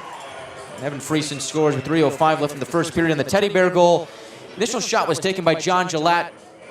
Hyder made the initial save, the rebound in front, and Friesen's able to put it into the back of the net for the score. It was a 1-0 game after 1 period of play, but the Grizzlies outshot the Gladiators 13-5 after 1. Things don't get much better for the Gladiators in the second. In fact, we see something that I didn't even know was possible. But before that, 13:30 into the second period, Neil Shea scores on the power play from Bratton Hanson Bukata. Ryan Conroy in the box for delay of game. Shea takes advantage. Initial save was made by Hyder. Blockers it to the right circle. All alone is Shea. Not much Hyder can do. Wide open net. Makes it 2-0. Grizzlies with the power play goal. That ended up being the first of 3 straight power play goals for the Grizzlies. As on a wacky play at the end of the period, saw a fight between Ryan Nolan and Griffin make that Maxime Barbashev. And Barbashev throws a check on Jarvis. Nolan takes offense, stands up for his teammate, throws some haymakers, and gets an extra 2 minutes tacked on for instigating. That sends the Grizzlies to the power play with 1 second. 1/10 of a second, so 1.1 on the clock at the end of the period. Get to a point where there's a face-off to the left of Ethan Hyder on the near circle, and 4 bodies on the ice. Normally you see players kind of crowd the slot to just block one of those chances for the opposition if they win the face-off. Well, the Gladiators didn't really do that, and I think everybody thought that with the, I guess there's a gender reveal celebration going on down there. It looks like one of the Grizzlies players is having a boy. So congratulations to him. I believe it was Colby Enns. Congrats. But back to that play, they dropped the puck. Everybody thinks it's just going to be technical at that point. Just drop it, clock will run out. But apparently, you can score with you can score in 0.7 of a second, because that's exactly what the Grizzlies did. Puck was dropped, they won the face-off. Lebster shoots and scores with 0.3 of a second to spare. So Lebster scores in 0.8 of a second, and yeah. Grizzlies take a 3-0 lead. That really changed the dynamic of the game. Gladiators got outworked in the second period. Didn't have much bite to them in the third period either. The first 5 minutes were okay for Atlanta, but I mean, they continue to get into penalty trouble, and that really bit them in the back, because Luke Manning scores on the power play. 9:02 left, or 9:02 into the third period, and it's another moment where Hyder makes the save, but the rebound is juicy for the Grizzlies, and they score again. I mean, you can think about every single goal outside the Lebster one being about rebound control. And unfortunately for Ethan Hyder, it just seemed to be an off night for him. The Grizzlies take advantage, and it's a 4-0 hockey game off the goal from Luke Manning. And that's it. Gladiators aren't able to score. They can't solve Kaskasuo. In the final ever meeting between these two clubs, Utah takes it 4-0. Gladiators go 0 for 3 in the power play. Utah scores 3 power play goals on 6 attempts. They outshoot the Gladiators 34-20. And I think for Atlanta, this is the least like the Atlanta Gladiators they have looked all season long. And one of the keys to the game was to play to their identity. They didn't do that here tonight. They just really did not look to be on their A game, and the Grizzlies did. They came out, had a game plan, executed it, and they won because of that. And so Gladiators fall to 16-5. Still in the top 3 in the South Division. Florida inches 4 points away with their win tonight. South Carolina loses, so still a tight gap between the Stingrays and the Gladiators. But this is why you play a 72-game slate, right? I mean, you've got plenty of games left in the season. The Gladiators will turn this thing around. Mark my words. And remember, the last time that the Gladiators got shut out at the hands of Mitch Gibson, they scored 1 goal the next night. Scored 1 goal in 2 games. Fell to Jacksonville the next night, too. And you know, the talk around the town was, oh, the Gladiators can't score a goal. This team just cannot score. And then, next thing you know, they exploded. They became one of the better offensive teams in the ECHL. So it's a tough loss here tonight for the Gladiators. But again, keep in mind, I'm not trying to make excuses for them, but keep in mind, this is the 3rd game of a 3-game set on the road, 2,000 miles away from home. They've been on the road for a while now. Think about, they had to play that 3-3 against Jacksonville, then get on the plane less than 48 hours later to come out to Utah. All things considered, 2 out of 3 ain't bad. And the Gladiators were dominant in the first 2 games in this week's slate. So there are some positives for Atlanta. They'll head back home, rejuvenate during the week, and then they're going to take on Jacksonville on Friday at home for Marvel Night and Book Club Night. And then we'll see Greenville on the road on Saturday and back at home on Sunday. So another 3-game slate, 3-3 for the Gladiators. It'll be the 2nd out of 10 times that they do that this season. We'll see how they fare. Once again, your final score here from Maverik Center. Grizzlies 4, Gladiators nothing. Atlanta headed home to take on Jacksonville. Gladiators fall to 7-4 on the road. And this being the final ever meeting between these 2 clubs, Gladiators end up suffering their first ever regulation loss at Maverik Center. Gladiators' final record at Maverik Center, 5-1-1 all time. In the all-time series, Atlanta takes that one 7-3-1 against Utah. So you can say the Grizzlies got the last laugh winning the final battle, but overall, the Gladiators, they have the all-time record. It's all about perspective. So that'll do it for us here from Maverik Center. Final score, Utah 4, Atlanta nothing. I'd like to thank you for watching this presentation of the ECHL. I'd like to thank the hospitality here in Utah. They're one of the best. And starts with that guy on the other end of the press row for me, Tyson Whiting, great voice of the Utah Grizzlies. He's one of the best in the business for my money. Took me under his wing as an intern 3 years ago. And he's one of the best in the business. Hospitality has been unmatched here in Utah this week. It's been great to see some old friends and old faces in this building. Maverik Center, one of the best venues in hockey. I'd like to thank the Grizzlies for their hospitality this week. It's been great to see so many fun and familiar faces. I've been very fortunate to be on this road trip back home in my old stomping grounds. My family and friends got to partake into this game here today, and my family was at the prior 2 games as well. And I'd like to give a big thank you to the Grizzlies ticketing staff for taking care of my family and taking care of the Youngmans as well. I know President Jared Youngman is here, but on behalf of the Atlanta Gladiators organization and myself and Jared Youngman, I'd like to thank the Grizzlies again for their hospitality and what they've done. They had my family right a couple rows from me for the first 2 games, and then really treated them here tonight, despite the unfortunate loss for the Gladiators. But it's been a lot of fun to see some family, and the Grizzlies really took care of them. So thank you so much to the Utah Grizzlies for what they've done here this weekend. And that's it. That's the last time we ever come to Maverik Center.